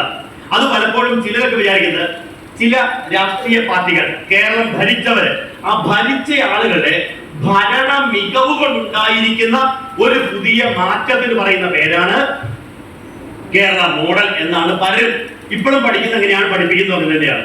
എന്നാൽ അമർത്യ സെൻ അദ്ദേഹത്തിന്റെ ഡെവലപ്മെന്റ് ആസ് ഫ്രീഡം, ഓക്സ്ഫോർഡ് യൂണിവേഴ്സിറ്റിയാണ് ഈ പുസ്തകം പ്രസിദ്ധീകരിച്ചിരിക്കുന്നത്. അതിന്റെ 42ാമത്തെ പേജിൽ പറയുന്നുണ്ട് കേരള മോഡൽ എന്ന് പറഞ്ഞ ഒരു മാതൃകയെ കുറിച്ച്. ഈ പുസ്തകത്തിൽ മലയാളം പേര് സ്വാതന്ത്ര്യമാണ് വികസനം എന്നാണ്. ഈ പുസ്തകത്തിന്റെ ഈ 42ാമത്തെ പേജിൽ പറയുകയാണ് കേരള മാതൃക എന്ന് പറഞ്ഞ ഒരു മാതൃകയുണ്ട്. ആ മാതൃക നമ്മൾ കാണേണ്ടതാണ്, കണ്ടു പഠിക്കേണ്ടതാണ്, ആഘോഷിക്കേണ്ടതുമാണ്. പറഞ്ഞ വാക്കുകൾ മനസ്സിലായല്ലോ. ആ മാതൃക നമ്മൾ കാണേണ്ടതാണ്, പഠിക്കേണ്ടതാണ്, ഒപ്പം ആഘോഷിക്കേണ്ടതുമാണ്. അപ്പം ആ മാതൃകയുടെ ഏറ്റവും വലിയ പ്രത്യേകത എന്താണ്? കേരള മാതൃകയുടെ ഏറ്റവും വലിയ പ്രത്യേകത ഈ അമർത്യ സെൻ പറ്റിന്റെ വാക്കുകളിൽ പറഞ്ഞാൽ നമുക്കറിയാം, ഒരു നാട്ടിൽ ഒരു ജനങ്ങളുടെ ജീവിത നിലവാരത്തെ നിർണ്ണയിക്കുന്ന അടിസ്ഥാന ഘടകം ഏതാണ്? ഇപ്പൊ നമ്മുടെ ഈ നാട്ടിലെ നമ്മുടെയൊക്കെ ജീവിത നിലവാരത്തെ നിർണ്ണയിക്കുന്ന ഏറ്റവും നല്ല അടിസ്ഥാന ഘടകം ഏതാണ്? നമ്മൾ പലരും വിചാരിക്കുന്നു എന്താ, നല്ല പണം ഉണ്ടെങ്കിൽ എല്ലാവരും നല്ല സംസ്കാരത്തോടു കൂടി ജീവിക്കും. ശരിയോ തെറ്റോ? നമുക്കൊക്കെ ധാരണയുണ്ട്. നമ്മുടെയൊക്കെ ഇടയിലുള്ള അത്യാവശ്യം പൈസയുള്ളവര്, ജീവിക്കാൻ ഒരു ചുറ്റുപാടുള്ളവര് നന്നായി ജീവിക്കും. നല്ല പഠിപ്പുള്ളവർ, നല്ല വിദ്യാഭ്യാസമുള്ളവർ നന്നായി ജീവിക്കും എന്നൊരു തോന്നൽ നമുക്കിടയിലുണ്ട്. പക്ഷേ കേരളീയ സമൂഹത്തിൽ അമർത്യ സെൻ കണ്ട ഏറ്റവും വലിയ പ്രത്യേകത എന്ന് പറയുന്നത് ഇതൊന്നുമല്ല. സാമ്പത്തികമായിട്ടും വിദ്യാഭ്യാസപരമായിട്ടും പുറകിൽ നിൽക്കുന്ന ആളുകൾ പോലും ഉന്നതമായ ഒരു ജീവിത നിലവാരം കാത്തു സൂക്ഷിക്കുന്നു. ഇതാണ് കേരള മാതൃകയുടെ ഏറ്റവും വലിയ പ്രത്യേകത എന്ന് പറയുന്നത്. എന്താണ്? ഒന്ന് പറഞ്ഞേ. ഏതാ? നമ്മൾ ഇന്നത്തെ ഒരു സമൂഹത്തിൽ ഉയർന്ന ജീവിത മാതൃക അല്ലെങ്കിൽ ഉയർന്ന നിലവാരം എന്ന് കരുതുന്ന മാനദണ്ഡങ്ങൾക്കപ്പുറത്ത് പണമല്ല, വിദ്യാഭ്യാസമല്ല, മറ്റു സ്ഥാനമാനങ്ങളോ ഒന്നുമല്ല, ഇതൊന്നും ഇല്ലാത്തവര് പോലും ഈ കേരളത്തിൽ ഒരു ഉയർന്ന ജീവിത നിലവാരത്തെ കാത്തു സൂക്ഷിക്കുന്നു. അതാണ് കേരള മാതൃകയുടെ ഏറ്റവും വലിയ പ്രത്യേകത എന്ന് പറയുന്നത്. ഇതെങ്ങനെ ഉണ്ടായി എന്നതിനെ കുറിച്ച് അദ്ദേഹം അദ്ദേഹത്തിന്റെ നിഗമനങ്ങളൊക്കെ ഈ പുസ്തകത്തിൽ പറയുന്നുണ്ട്. പക്ഷെ വ്യക്തമായ ഒരു ഉത്തരം അതിന് പറയുന്നില്ല. ഇതിനെക്കുറിച്ച് പഠിക്കാൻ വേണ്ടി, അതായത് ഏതാ സാമ്പത്തികമായിട്ട് യാതൊരു അടിത്തറയും ഇല്ലാതിട്ടും ജീവിതത്തിൽ ഒരു നിലവാരം പുലർത്തുന്നത് എങ്ങനെ, എന്തുകൊണ്ട് എന്ന് പഠിക്കാൻ വേണ്ടി അമേരിക്കയിൽ നിന്ന് ഒരു ശാസ്ത്രജ്ഞൻ കേരളത്തിൽ വരികയുണ്ടായി. ബിൽ മക്കിബൻ എന്നാണ് അദ്ദേഹത്തിന്റെ പേര്. ഇദ്ദേഹം ഇവിടെ വന്ന് 7 കൊല്ലം ഈ നാട്ടിൽ ജീവിച്ചു പഠിച്ച ഒരാളാണ്. ഏതാ ഈ കേരള മാതൃകയുടെ മൂല കാരണം എന്താണ്, അതെന്തുകൊണ്ട് എന്ന് 7 കൊല്ലം ഇവിടെ വന്ന് പഠിച്ചയാളാണ് ബിൽ മക്കിബൻ, അമേരിക്കക്കാരൻ. ഇവിടെ വന്ന് പഠിച്ചു കഴിഞ്ഞപ്പോൾ അദ്ദേഹത്തിന് ഉണ്ടായ തിരിച്ചറിവുകൾ, അദ്ദേഹത്തിനുണ്ടായ ബോധ്യങ്ങൾ ഡബിൾ ടേക്ക് എന്ന പ്രസിദ്ധീകരണത്തിലൂടെ പുറത്തു വന്നിട്ടുണ്ട്. ഡബിൾ ടേക്ക് എന്ന പ്രസിദ്ധീകരണത്തിൽ അദ്ദേഹം പറയുകയാണ്, കേരള മാതൃകയുടെ അടിസ്ഥാനം എന്ന് പറയുന്നത് ഇത് ഉണ്ടായത് ഒരു ധാർമ്മികമായ അടിത്തറയിലാണ്. പറഞ്ഞ മനസ്സിലായോ? കേരള മാതൃക സൃഷ്ടിക്കപ്പെട്ടത് സമ്പത്തിന്റെ അല്ല, മറിച്ച് ധാർമ്മികമായ ഒരടിത്തറയിലാണ് കേരള മാതൃക രൂപപ്പെടുത്തിയത്. ആ ധാർമ്മികമായ അടിത്തറ സൃഷ്ടിച്ചതിൽ ഒന്നാമനാണ് ശ്രീനാരായണ ഗുരു എന്ന് അമേരിക്കക്കാരനായ ബിൽ മക്കിബൻ ഡബിൾ ടേക്ക് എന്ന പ്രസിദ്ധീകരണത്തിലൂടെ ലോകത്തോട് പറഞ്ഞു കൊടുത്തു. മനസ്സിലാവുന്നുണ്ടോ നിങ്ങൾക്ക്? കേരള മാതൃകയുടെ ധാർമ്മികമായ അടിത്തറയുടെ സ്രഷ്ടാവ് ആരാണ്? ശ്രീനാരായണ ഗുരു. ശ്രീനാരായണ ഗുരുവിന്റെ ഒരു ജാതി, ഒരു മതം, ഒരു ദൈവം, മനുഷ്യന് എന്ന സൂക്തം ഉൾപ്പെടെ ഈ പ്രസിദ്ധീകരണത്തിലൂടെ അദ്ദേഹം ലോകത്തോടായിട്ട് പറഞ്ഞു കൊടുക്കുന്നുണ്ട്, പ്രകാശിപ്പിക്കുന്നുണ്ട്. അപ്പൊ അതിൽ അദ്ദേഹം ഈ മാതൃകയിലേക്ക് നയിച്ച ഘടകങ്ങളെ വളരെ വിശദമായിട്ട് അദ്ദേഹം പഠിക്കുന്നുണ്ട്. അതില് അദ്ദേഹം എടുത്തു പറയുന്ന ഒരു കാര്യമുണ്ട്. അതായത് കേരള മോഡൽ സൃഷ്ടിക്കപ്പെട്ടത് 1850 മുതൽ 1950 വരെയുള്ള കാലഘട്ടമാണ് കേരള മാതൃകയുടെ അടിത്തറ സൃഷ്ടിക്കപ്പെട്ടത്. വർഷം മാറിപ്പോവരുത്.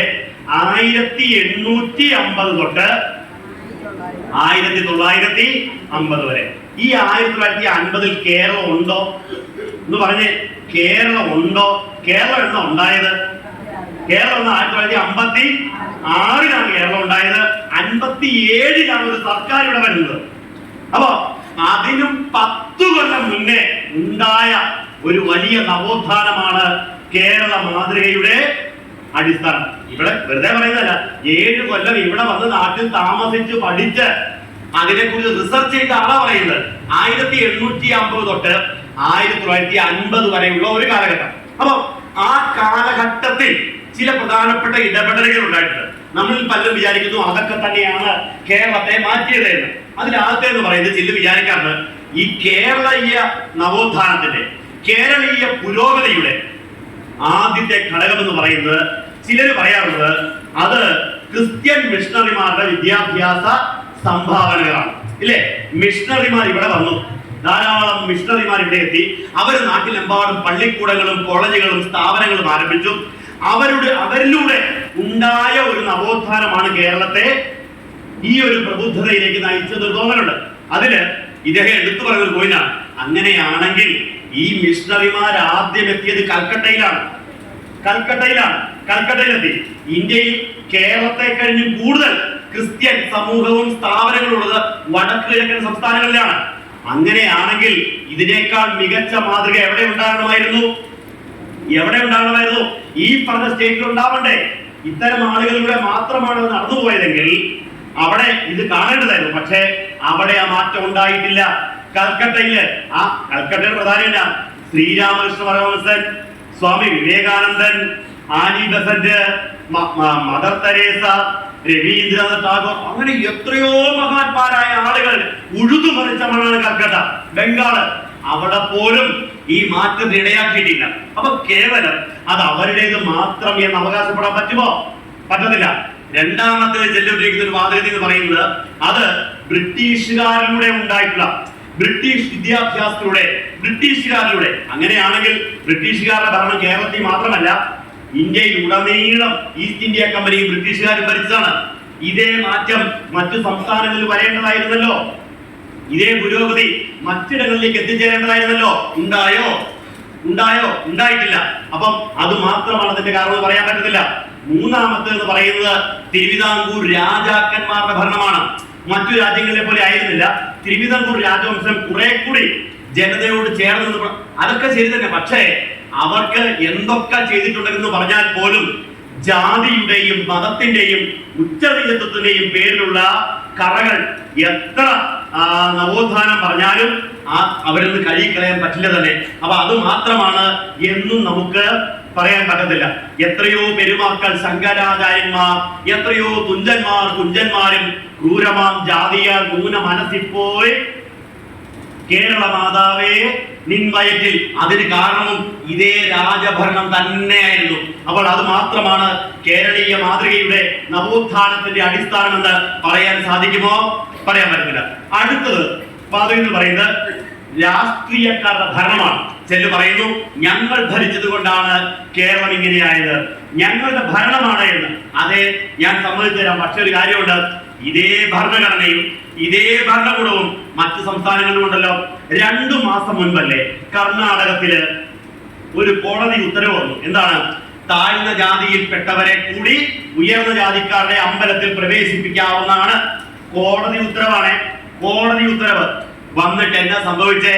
താഴ്ന്ന ജാതിക്കാരെല്ലാം സന്തോഷത്തോടെ തൊഴാൻ വേണ്ടി ദേവാദിദേവനെ തൊഴാൻ വേണ്ടി ചെന്നപ്പോൾ എന്തു പറ്റി? അമ്പലത്തിനകത്തേക്ക് വിഗ്രഹം കാണുന്നില്ല. വിഗ്രഹം കാണുന്നില്ല. ഉയർന്ന ജാതിക്കാർ ചെയ്തു, രായ്ക്ക് രാമായണം അവരുടെ വിഗ്രഹം എടുത്തുകൊണ്ട് സ്ഥലം വിട്ടു. നിങ്ങൾ പോയി തൊഴുതോളാൻ പറഞ്ഞു. 2 മാസമേ ആയിട്ടുള്ളൂ. 1 മാസമായില്ല. തമിഴ്നാട്ടില് എന്റെ നാട് ഇടുക്കിയിലാണല്ലോ. അവിടുന്ന് ഒരു അരമണിക്കൂർ സഞ്ചരിച്ച തമിഴ്നാട്ടിലെ കമ്പത്തിയല്ല, കമ്പം, അതിനടുത്ത് സ്ഥലം. അവിടെ ഒരു ഉത്തരവ് വന്നു, താഴ്ന്ന ജാതിക്കാർക്ക് ഉയർന്ന ജാതിക്കാരുടെ അമ്പലം കൂടി തൊഴാൻ വേണ്ടി കൊടുക്കേണ്ടതാണ് എന്ന ഉത്തരവ്. എന്ത് സംഭവിച്ചു?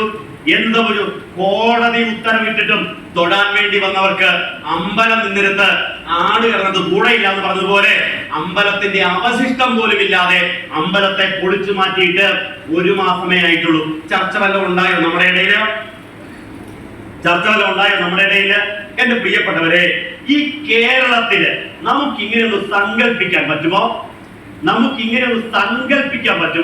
ഞാൻ മുമ്പ് പറഞ്ഞില്ലേ, എന്റെ നാട്ടിൽ നിന്ന് കുറച്ചു ദൂരം പോയാല് പല്ലവരായൻ പെട്ടി എന്ന് പറഞ്ഞൊരു സ്ഥലത്തില്ല, തമിഴ്നാട്ടില്.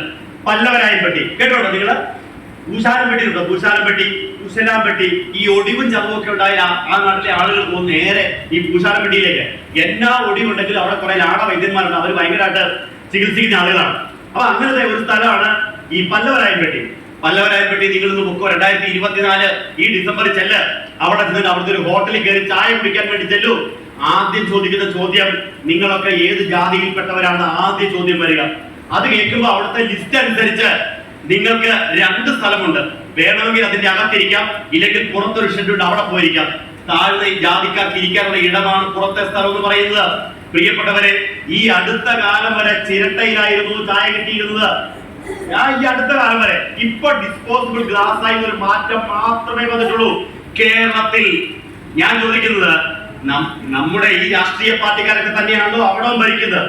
വലിയ പ്രബുദ്ധതയും വലിയ വികസനവും അവകാശപ്പെടുന്നവര് എന്തുകൊണ്ട് ഈ തൊട്ടതിർത്തിയില് ഈ മാറ്റം വരുത്താൻ കഴിഞ്ഞിട്ടില്ല? ആലോചിക്കണമോ വേണ്ടയോ? ഇതേ ഭരണഘടന, ഇതേ നീതി, ഇതേ നിയമം ആണെങ്കിൽ എന്തുകൊണ്ട് ആ മാറ്റം വന്നിട്ടില്ല? ഇപ്പൊ പറഞ്ഞു വന്നത്, ഞങ്ങളുടെ ഭരണം കൊണ്ടാണ് കേരളം ഇങ്ങനെ ആയത് എന്ന് ആരും അവകാശപ്പെടുന്നതിൽ പ്രത്യേകിച്ച് അർത്ഥമില്ല. അതുകൊണ്ടാണെങ്കിൽ ഇന്ത്യ മുഴുവൻ ആ മാറ്റം ഉണ്ടാകണമായിരുന്നു. അപ്പോൾ പറഞ്ഞു വന്നത്, ഇങ്ങനെ ഓരോന്നായിട്ട് എടുത്തു വിശകലനം ചെയ്യുമ്പോഴും നമ്മൾ തിരിച്ചറിയുന്നു, കേരള മാതൃക 1950 വരെയുള്ള അതിന്റെ പ്രധാന ചാലക ശക്തി എന്ന് പറയുന്നത് ധാർമ്മികമായ ഒരു പ്രവാഹമാണ്. ആ ധാർമ്മികമായ പ്രവാഹം കമ്മ്യൂണിസ്റ്റ് സൈദ്ധാന്തികനായ പി ഗോവിന്ദപിള്ളയുടെ വാക്കിൽ പറഞ്ഞാൽ ഏതാ? ഹിമാലയത്തിൽ നിന്ന് ഉത്ഭവിക്കുന്ന ഗംഗോത്രി എന്ന ഒരു ചെറിയ ജലപ്രവാഹം ഒഴുകി ഗംഗാ നദീതടത്തിലൂടെ മഹാഗംഗയായിട്ട് സമുദ്രത്തിൽ വിലയം പ്രാപിക്കുന്ന പോലെ അരുവിപ്പുറത്ത് നിന്ന് ആരംഭിച്ച ഒരു ചെറിയ പ്രവാഹമാണ് ആലുവ അദ്വൈതാശ്രമത്തിന്റെ മണ്ണിലൂടെ അറബിക്കടലിലേക്ക് ഒരു മഹാസമുദ്രമായി വിലയം പ്രാപിച്ചപ്പോൾ ഉണ്ടായ മാറ്റത്തിന് പറയുന്ന പേരാണ് കേരള മാതൃക, കേരള മോഡൽ ഡെവലപ്മെന്റ് എന്ന് പറയുന്നത്. ആണോ? ആണ് എന്ന് ബിൽ മക്കിബനെ പോലെയുള്ള അല്ലെങ്കിൽ ഈ പറഞ്ഞ അമർത്യ സെന്നെ പോലെയുള്ള ആളുകൾ തിരിച്ചറിയുന്നു, മനസ്സിലാക്കുന്നു, ലോകത്തെ പഠിപ്പിക്കുന്നു. അതുകൊണ്ട് പ്രിയപ്പെട്ടവരെ, ആ മാതൃകയെ നമ്മൾ അറിയേണ്ടതുണ്ട്, നമ്മൾ പഠിക്കേണ്ടതുണ്ട്. ഗുരു നൽകിയ അധാർമികമായ അടിത്തറ, അതിന് നാം തിരിച്ചറിയേണ്ടത് അത് കേവലം അത് ഇപ്പൊ ഞാൻ പറഞ്ഞില്ല, ഒരു പലഹാരം നമ്മൾ ഉണ്ടാക്കിയാണ്, ഇപ്പൊ ഒരു പായസം, ഒരു അടപ്രഥമൻ ഉണ്ടാക്കാന്ന് വിചാരിക്കും. നിങ്ങളുടെ ഓരോരുത്തരും ഒരു അടപ്രഥമൻ മത്സരം ഇവിടെ നടത്താന്ന് വിചാരിക്കുക. ഒരു അടപ്രഥമൻ മത്സരം വെക്കുകയാണെങ്കിൽ നിങ്ങൾ ഓരോരുത്തരും വെക്കുന്നത് സാധനങ്ങളെല്ലാം ശർക്കര അല്ലെങ്കിൽ പഞ്ചസാര, പാല്, പഴം, അതിന് വേണ്ട കൽക്കണ്ടം, മുന്തിരി എല്ലാവർക്കും ഒരേ അളവിലാണ് നിങ്ങൾക്ക് തരുന്നതെന്ന് വിചാരിക്കും. എന്നാലും ചില പലഹാരത്തിനൊരു പ്രത്യേകത ഉണ്ടാവോ ഇല്ലയോ? അത് നമ്മൾ പറയും നല്ല കൈപ്പുണ്യമുള്ള ആളാണ്. പറയാറുണ്ടോ? ചില ആളുകൾ ഒരു ചമ്മന്തി അരച്ച് തന്നാൽ നമ്മൾ പറയും, എന്താ പറയാ, നല്ല കൈപ്പുണ്യം പറയും. എന്നതുപോലെ ഈ പറഞ്ഞ ആ കൈപ്പുണ്യം എന്നുള്ള വാക്കിന് പറയുന്ന ഇംഗ്ലീഷ് പേരാണ് യുണീക് ഫാക്ടർ എന്ന് പറയാം. അടപ്രഥമന്റെ ഒരു യുണീക് ഫാക്ടർ അത് ചിലരുടെ കാണാറുള്ളൂ. അങ്ങനെയാണെങ്കിൽ കേരള മാതൃകയുടെ യുണീക് ഫാക്ടർ കേരളീയ നവോത്ഥാനമാണ്. കേരളീയ നവോത്ഥാനത്തിന്റെ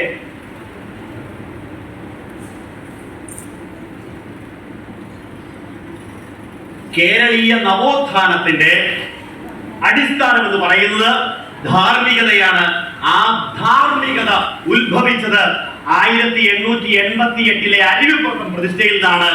ആ പ്രതിഷ്ഠാചാര്യനായിരുന്നു നവോത്ഥാനത്തിന്റെയും ആചാര്യൻ എന്ന് പറയുന്ന ശ്രീനാരായണ ഗുരുദേവൻ. പ്രിയപ്പെട്ടവരെ, ഇത് സത്യസന്ധമായിട്ട് വസ്തുനിഷ്ഠമായിട്ട് തെളിവുകളുടെ അടിസ്ഥാനത്തിൽ സമർത്ഥിക്കേണ്ടത് ആരുടെ കടമയാണ്? നമ്മുടെ കടമയാണ്.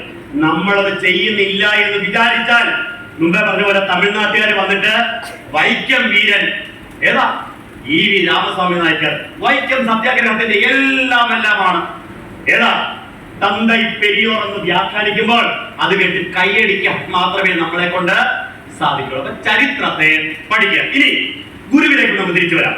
ഗുരു ഈ മാതൃക സൃഷ്ടിച്ചെടുത്തതിന്റെ ഒരു രസക്കൂട്ടുണ്ട്. പറഞ്ഞല്ലേ, ഈ അടപ്രഥമന്റെ ഒരു രസക്കൂട്ട് എങ്ങനെയാന്ന് പറയുന്ന പോലെ തന്നെ അതിന്റെ ഒരു രസക്കൂട്ട് കൂടി നമ്മൾ അറിയണം.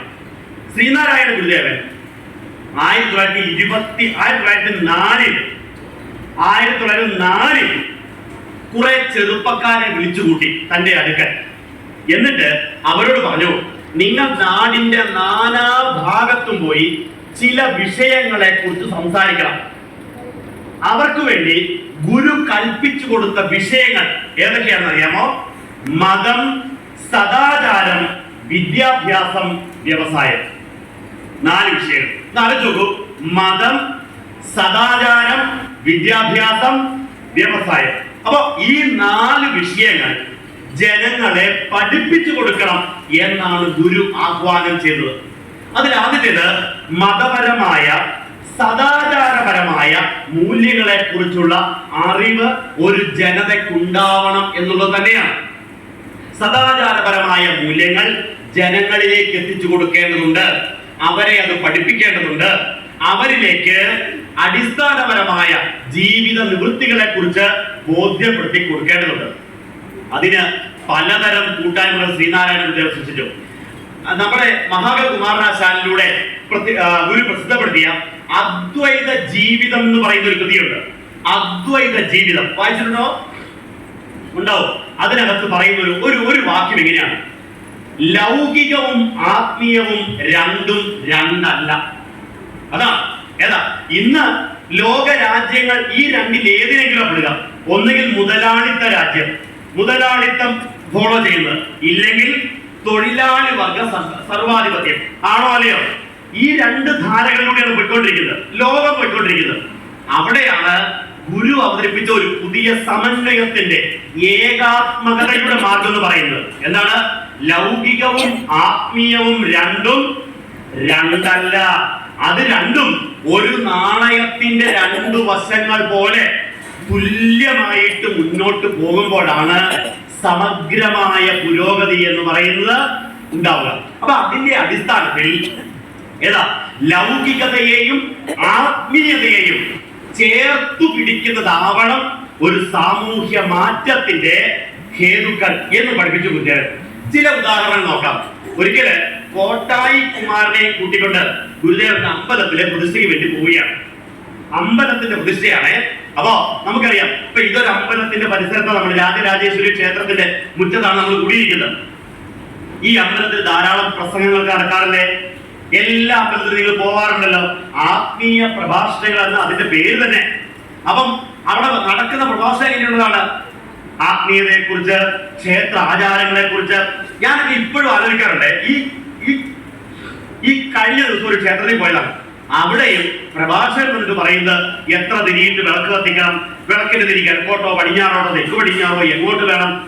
ഇത് കേൾക്കുമ്പോൾ നിങ്ങൾക്ക് തോന്നില്ലേ ഒന്ന് പറഞ്ഞു തന്നാൽ കൊള്ളാമായിരുന്നു. കാരണം ഇന്നും സംശയമാണ്.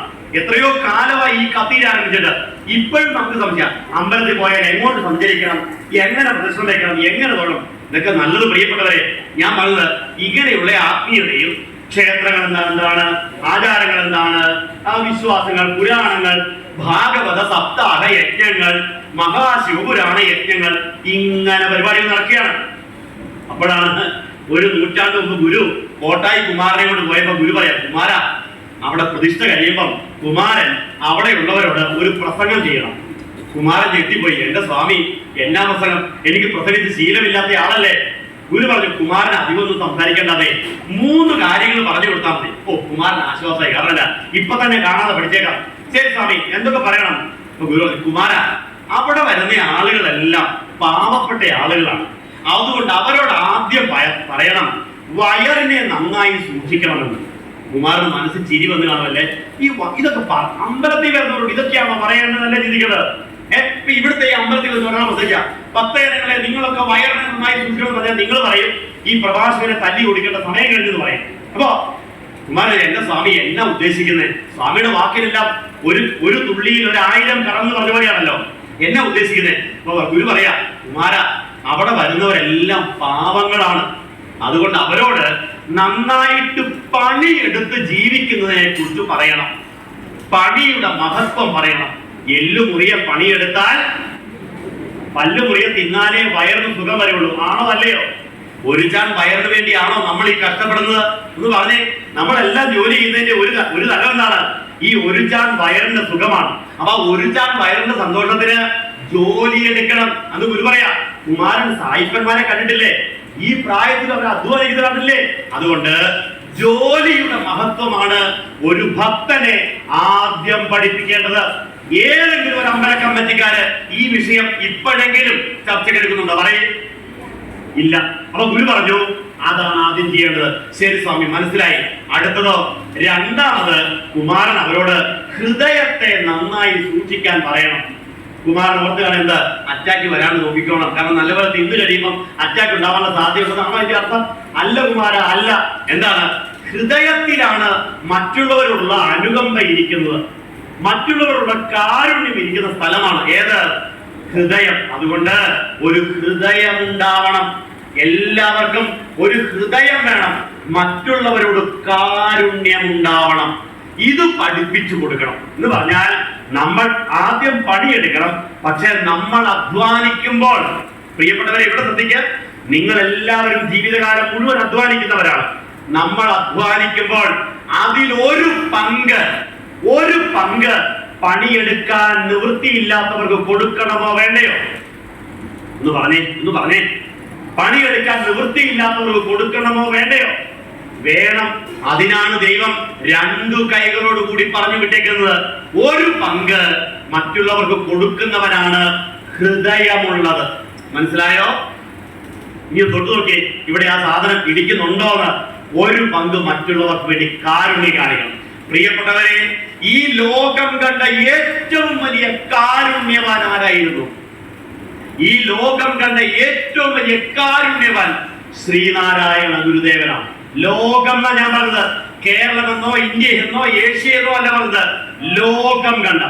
എന്തുകൊണ്ട് എന്ന് ചോദിച്ചാൽ, അങ്ങനെ ഒരു കാരുണ്യത്തെ 72 വർഷക്കാലത്തെ ജീവിതം കൊണ്ട് ഗുരു മാതൃകാപരമായിട്ട് കാണിച്ചത്. ഇന്നിപ്പോ ഒരു ക്രിസ്തുമസ് ആണ്. ഞാൻ ഇങ്ങോട്ട് പോരുന്ന സമയമാണ്. ഇങ്ങ് പോരുമ്പോ ഇടുക്കിയിൽ എന്റെ വീടിന്റെ അവിടുത്തെ യാത്ര തിരിച്ചപ്പോൾ, ഇന്നലെയൊക്കെ ഞാൻ വഴിയവിടെ പോകുമ്പോഴല്ലോ ഓരോ കശാപ്പുശാലയുടെയും മുമ്പില് നൂറുകണക്കിന് പോത്തുകൾ, കാളകൾ, പശുക്കൾ. ഇന്ന് രാവിലെ വരുമ്പോ 2 or 3 പേരൊക്കെ ബാക്കിയായിട്ടുണ്ട്. ബാക്കിയെല്ലാം എവിടെയുണ്ട്? ഇപ്പോ എവിടെയുണ്ട്? നിങ്ങൾ ഊഹിക്കാലോ.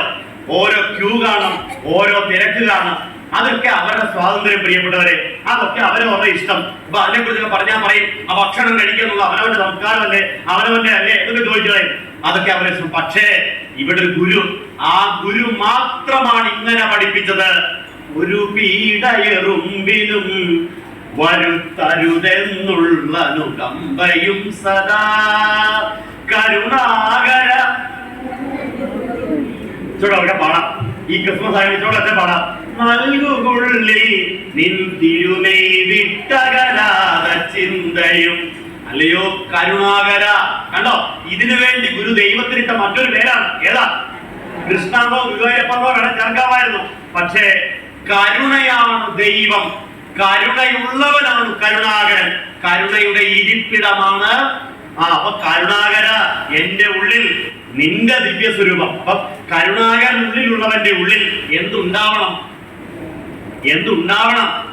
കരുണയുണ്ടാവണം. അപ്പൊ എന്റെ ഉള്ളിൽ നീ കാരുണ്യത്തെ തരണേ. അരുളുള്ളവനാണ് ജീവി എന്ന് ഉരുവിട്ടിടുക ഈ നവാക്ഷരി എന്നൊക്കെ പഠിപ്പിക്കുന്ന അനുകമ്പാദശകം പോലെയുള്ള, അഹിംസ പോലെയുള്ള മനോഹരങ്ങളായ കൃതികളിലൂടെ കരുണയെ കുറിച്ച് ഗുരു നമ്മളോട് പഠിപ്പിച്ചു. ഒരു മൊട്ടുസൂചി പോലും ആയുധമായി കയ്യിലെടുക്കാതെയാണ് ഗുരു ഈ മാറ്റത്തിലേക്ക് നമ്മളെ നയിച്ചത്. ആണോ അല്ലയോ? ബാക്കിയുള്ള അവതാരങ്ങളെല്ലാം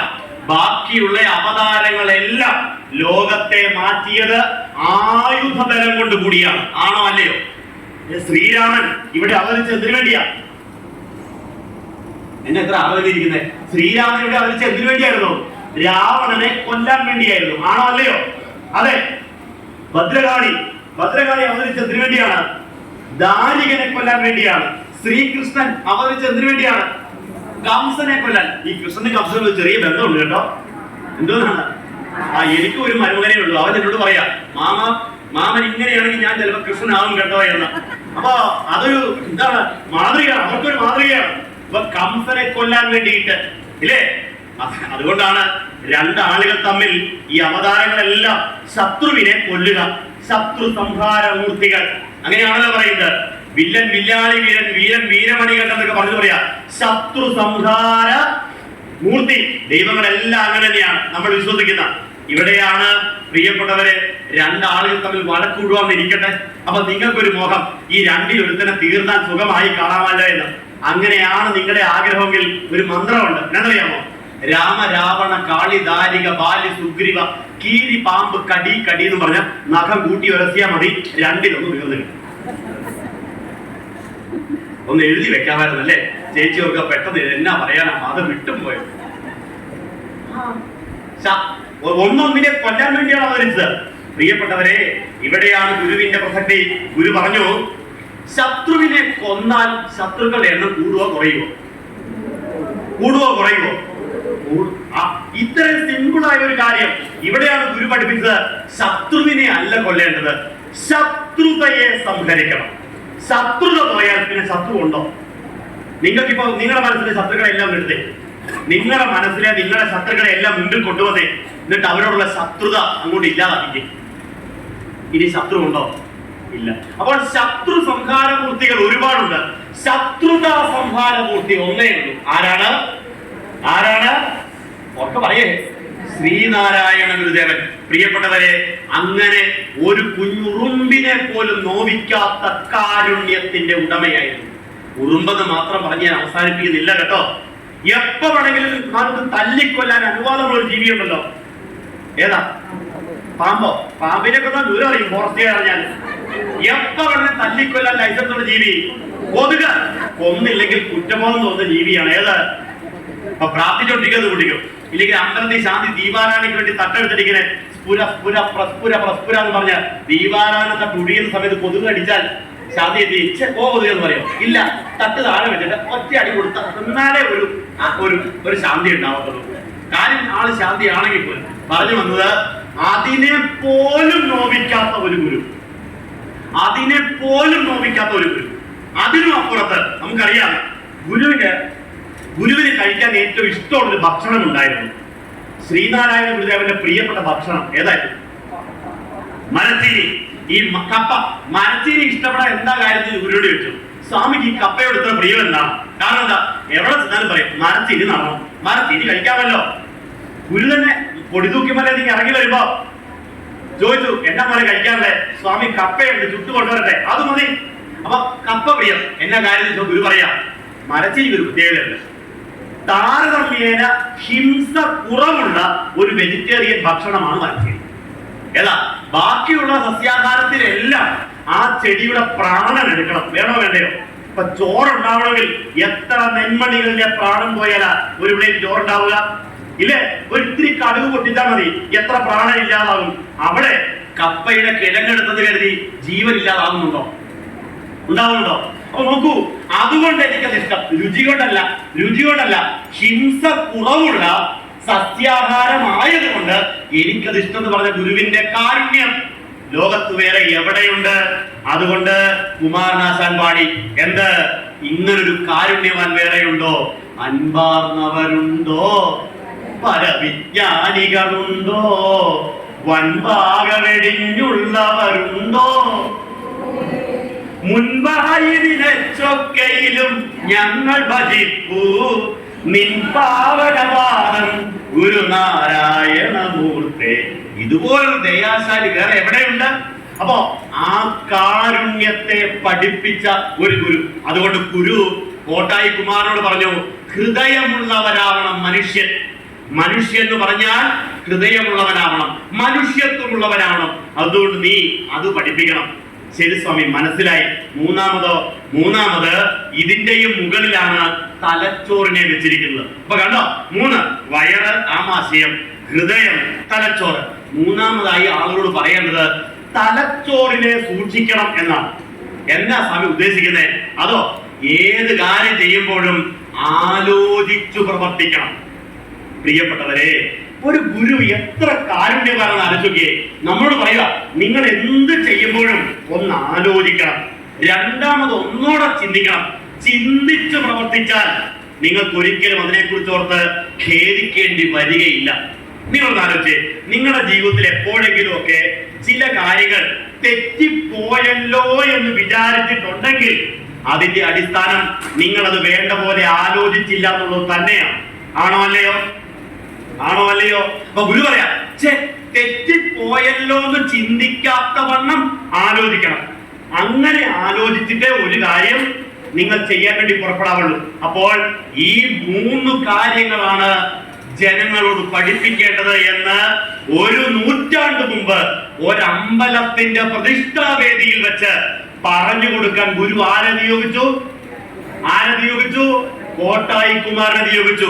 അല്ലാതെ കുമാരൻ അവിടെ ചെന്നിട്ട് എങ്ങനെ വിളക്ക് കത്തിക്കണം, എങ്ങനെ പൂജ ചെയ്യണം, എങ്ങനെ മന്ത്രം ചൊല്ലണം, ഇതൊക്കെ വേണ്ടത് തന്നെ, വേണ്ടെന്ന് പറയുന്നില്ല. പക്ഷേ ഒരു ജനതയ്ക്ക് നന്നായി ജീവിക്കാൻ ആദ്യം വേണ്ടത് ഒരു ധാർമ്മികമായ പ്രമാണവും ധാർമ്മികമായ ബോധവുമാണ്.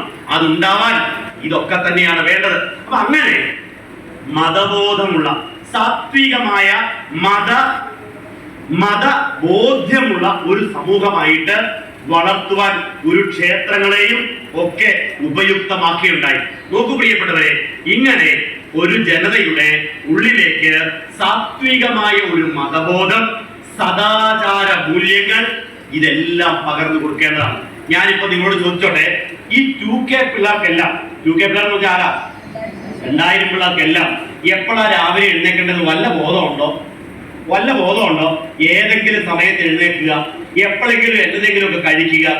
ഒരു വീട്ടിൽ ഒരാൾ വന്നാൽ എങ്ങനെയാണ് പെരുമാറേണ്ടത്, എങ്ങനെയാണ് വർത്തമാനം പറയേണ്ടത്, അതിഥികളെ എങ്ങനെയാണ് സ്വീകരിക്കേണ്ടത്, അവരോട് പെരുമാറേണ്ടത്. ഒരു പക്ഷെ എല്ലാവരെയും ഞാൻ അടച്ചു പറയുന്നില്ല കേട്ടോ. 10-30 കൊല്ലമായിട്ട് സ്കൂളിൽ പഠിപ്പിക്കുന്നയാള് ഇപ്പൊ അതിന്റെ പ്രിൻസിപ്പൽ ആയിട്ടിരിക്കുന്ന വ്യക്തി ഈ 30 കൊല്ലം കൊണ്ടുണ്ടായ മാറ്റത്തെ മനസ്സിലാക്കിയെന്ന് കരുതിയാൽ മതി. നിങ്ങള് പുതിയ തലമുറയ്ക്ക് ഇതൊന്നും വലിയ പിടിയില്ല. അവർക്ക് അവരുടെ ഇഷ്ടങ്ങളാണ് വലുത്, അവർക്ക് അവരുടേതായ ജീവിത മൂല്യങ്ങളാണ് വലുത്. അവിടെയാണ് സദാചാരം പഠിപ്പിച്ചു കൊടുക്കണമെന്ന ഗുരുവിന്റെ സങ്കല്പത്തിന്റെ പ്രത്യേകത. ഒരിക്കൽ ഗുരു തന്റെ ഒരു ശിഷ്യനെ വിളിച്ചിട്ട് പറയാം, നാട്ടിലെമ്പാടും പോയി അമ്പലത്തിന്റെ കുളങ്ങൾ കേന്ദ്രീകരിച്ച് ഒരു സംഘടന ഉണ്ടാക്കണം. അമ്പലത്തിന്റെ കുളത്തിൽ വെച്ചൊരു സംഘടനയെ ഈ ശിഷ്യൻ മിക്കവാറും അന്തം വിട്ടു പോയി കാണുമല്ലേ. അതെന്നെ തന്നെ അമ്പലക്കുളത്തിലെ സംഘടന ഗുരു പറഞ്ഞു കുളി സംഘം എന്ന് പേരിട്ടാൽ മതി. അടിച്ച് നനച്ച് കുളിക്കേണ്ടത് എങ്ങനെയാണെന്ന് പഠിപ്പിക്കുന്ന കൂട്ടായ്മയ്ക്ക് പറയുന്ന പേരാണ്. ഒന്ന് ആലോചിച്ച പ്രിയപ്പെട്ടവരെ, നമ്മുടെ കാരുണ്യവാനായ ഗുരു നമുക്ക് എങ്ങനെയെല്ലാമാണ് ഗുരു നമ്മളെ നന്നാക്കിയെടുക്കാൻ തീരുമാനിച്ചത്. ഏതാ, നന്നായി കുളിക്കാൻ പോലും, നന്നായി വസ്ത്രധാരണം ചെയ്യാൻ പോലും നമ്മളെ ശീലിപ്പിച്ച പഠിപ്പിച്ച ഗുരു. ഇത് നമ്മൾ പിള്ളേരെ പഠിപ്പിക്കേണ്ടതല്ലേ. നമ്മുടെ ആചാരങ്ങൾ, മര്യാദകൾ, വിശ്വാസങ്ങൾ, പ്രമാണങ്ങൾ ഇത് പഠിപ്പിച്ചു കൊടുത്തില്ലെങ്കിൽ എന്തു പറ്റും? അവർക്ക് എന്തും എങ്ങനെയും ആകാം എന്ന ഒരു ബോധ്യത്തിലേക്ക് വരും. അപ്പോൾ സദാചാരങ്ങളെ പഠിപ്പിക്കുക, മൂല്യങ്ങളെ പഠിപ്പിക്കുക, അത് നല്ല ധാർമ്മികതയുമായിട്ട് ചേർത്ത് വെക്കുക. ഈ 4 ബോധ്യങ്ങൾ, മതം, സദാചാരം, മൂന്നാമത് വിദ്യാഭ്യാസം. ഏതാ, വിദ്യാഭ്യാസ രംഗത്ത് മാറ്റങ്ങൾ ഉണ്ടാവണം. നിങ്ങൾക്കറിയാലോ, ശ്രീനാരായണ ഗുരുദേവൻ കേരളീയ വിദ്യാഭ്യാസത്തിൽ വരുത്തിയ പരിവർത്തനം ഗുരു കാണിച്ച ഉദാഹരണങ്ങൾ നോക്കിയാൽ മതി. തന്റെ കൂടെ നിന്ന കുമാരുവിനെ വേണമെങ്കിൽ അരുവിപ്പുറത്തെ മേൽശാന്തിയോ തന്ത്രിയോ ആക്കാമായിരുന്നല്ലോ, അവിടെ പൂജിക്കാമായിരുന്നല്ലോ.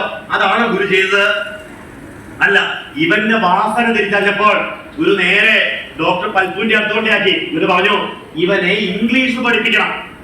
ഇംഗ്ലീഷ്, സംസ്കൃതം ഞാൻ പഠിപ്പിച്ചിട്ടുണ്ട്, ഇനി ഇംഗ്ലീഷ് പഠിപ്പിക്കണം.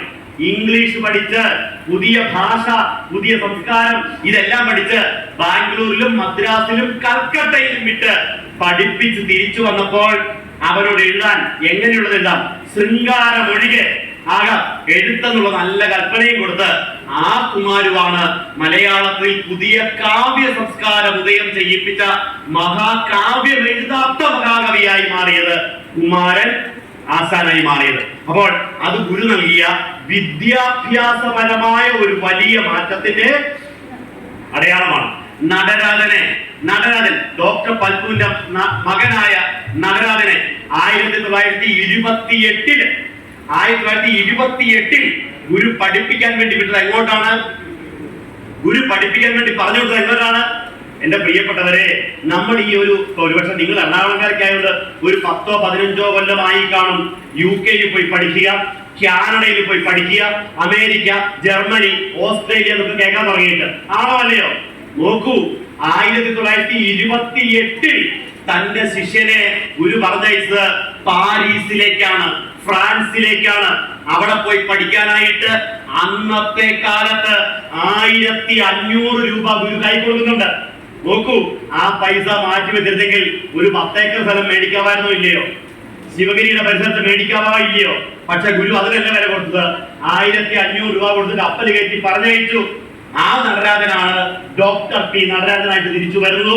ലോകമെമ്പാടും ഗുരുവിനെ വിശ്വഗുരുവാക്കി വ്യാഖ്യാനിച്ചു കൊടുത്തത്.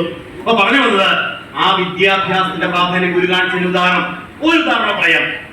അത് ശിവഗിരിയുടെ പ്രാന്തപ്രദേശത്തുള്ള കുറവ കുടിലുകളിലേക്ക് ഗുരുവും ശിഷ്യന്മാരും കടന്നു ചെന്നു. കുറവ പറയ കുട്ടികളെ ഗുരു ആശ്രമത്തിലേക്ക് കൂട്ടിക്കൊണ്ടുവന്നു. അവരെ കൊണ്ടുവന്ന് നോക്കൂ, കുഞ്ഞിരാമൻ എന്ന് പേരായ ഒരു കുട്ടി ആ കൂടുതലുള്ളത്. കുഞ്ഞിരാമനെ ആശ്രമത്തിൽ നിർത്തി ഗുരു തന്നെയാണ് തേച്ച് കുളിപ്പിച്ചത്.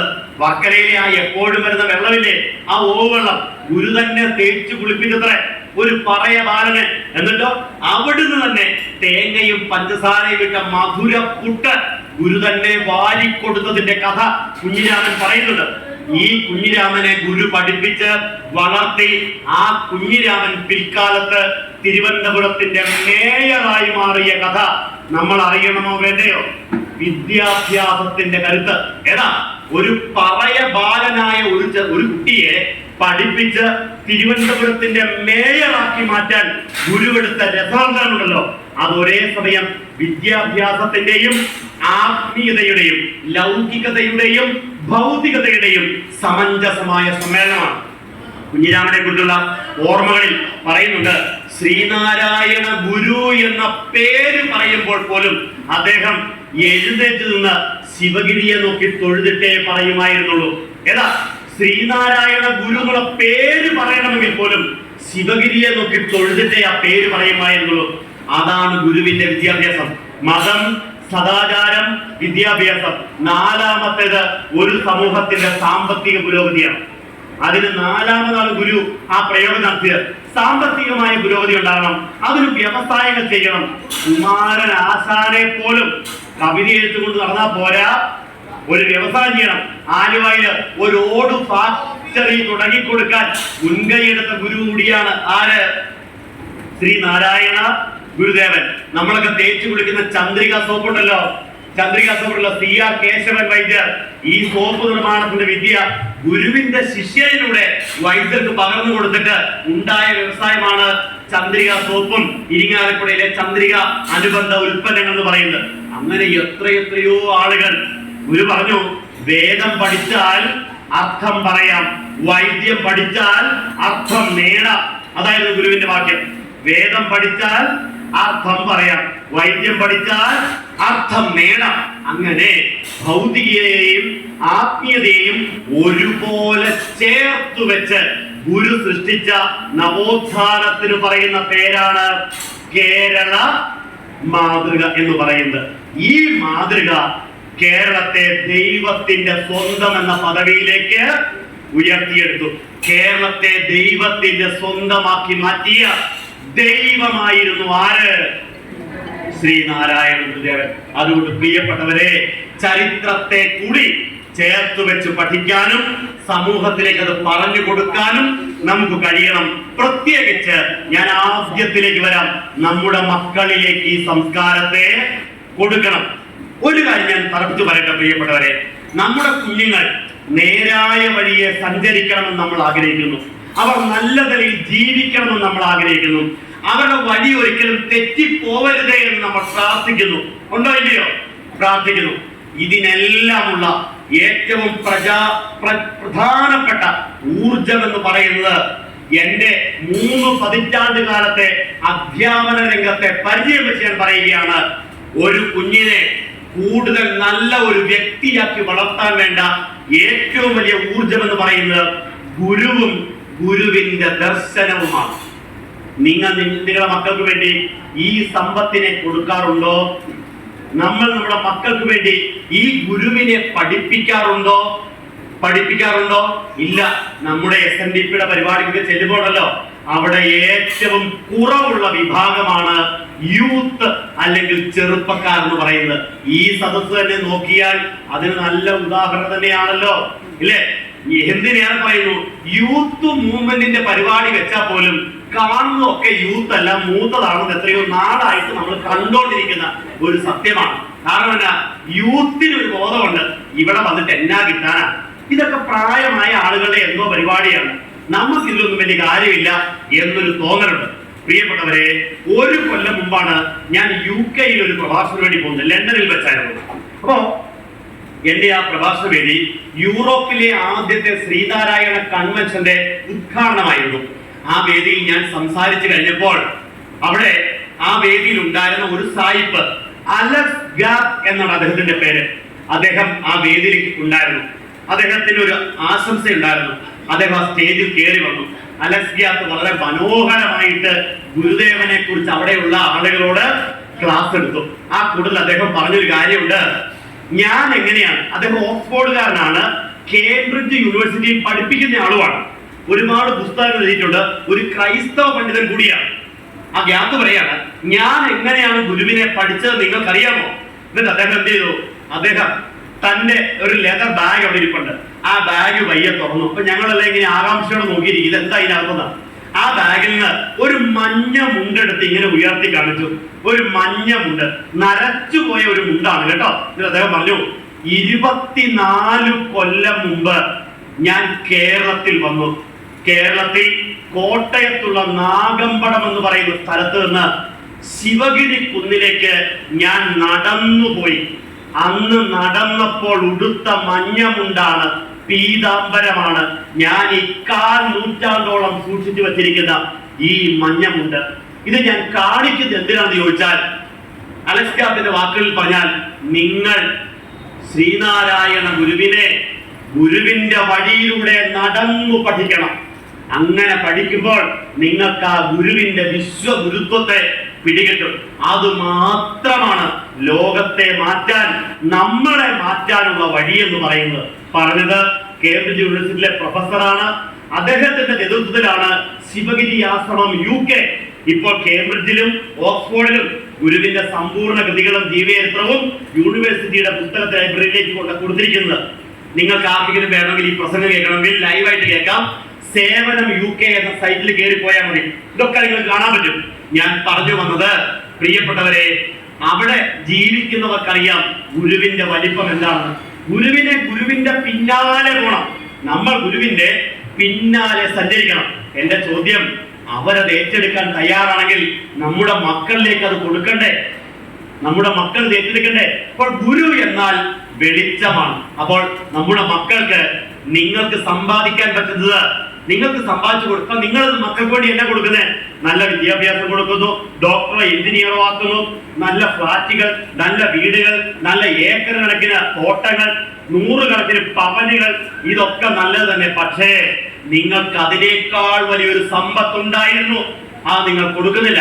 ആ സമ്പത്താണ് ഗുരുത്വം, അല്ലെങ്കിൽ ഗുരു എന്ന സമ്പത്ത്. അത് നമ്മൾ കുട്ടികൾക്ക് കൊടുക്കാൻ തയ്യാറാവണം. ആ സമ്പത്ത് കൊടുക്കാൻ വേണ്ടിയാണ് ഗുരുവിന്റെ കൃതികളിലൂടെ, ഗുരുവിന്റെ ക്ഷേത്ര പ്രതിഷ്ഠകളിലൂടെ, ഗുരുവിന്റെ ചരിത്രങ്ങളിലൂടെ നമ്മൾ സഞ്ചരിക്കേണ്ടത്. അതുകൊണ്ട് സമയം ഇനിയും വൈകി പോയിട്ടില്ല പ്രിയപ്പെട്ടവരെ, നമുക്ക് ഇത് കൊടുക്കണം. ഞാൻ ചില ഉദാഹരണങ്ങൾ, അതിന്റെ തുടക്കം എന്ന് പറയുന്നത് ഗുരുദേവന്റെ കൃതികൾ തന്നെയാണ്. ഗുരുദേവന്റെ കൃതികൾ പഠിക്കുക. പ്രതാപൻ സാറിനെ പോലെയുള്ള നല്ല ഗുരുക്കന്മാരുള്ള ഒരു നാട്ടിൽ നിങ്ങൾക്ക് എന്തിനാ ബുദ്ധിമുട്ട്? ഞങ്ങളുടെ നാട്ടിലൊക്കെയാണ് പറയും, ഇത് പഠിപ്പിക്കാൻ ആരാ ഭാഷ ഇവിടെ ഉള്ളത്? നമ്മുടെ ആർക്കെങ്കിലും ഇത് അറിയാമോ?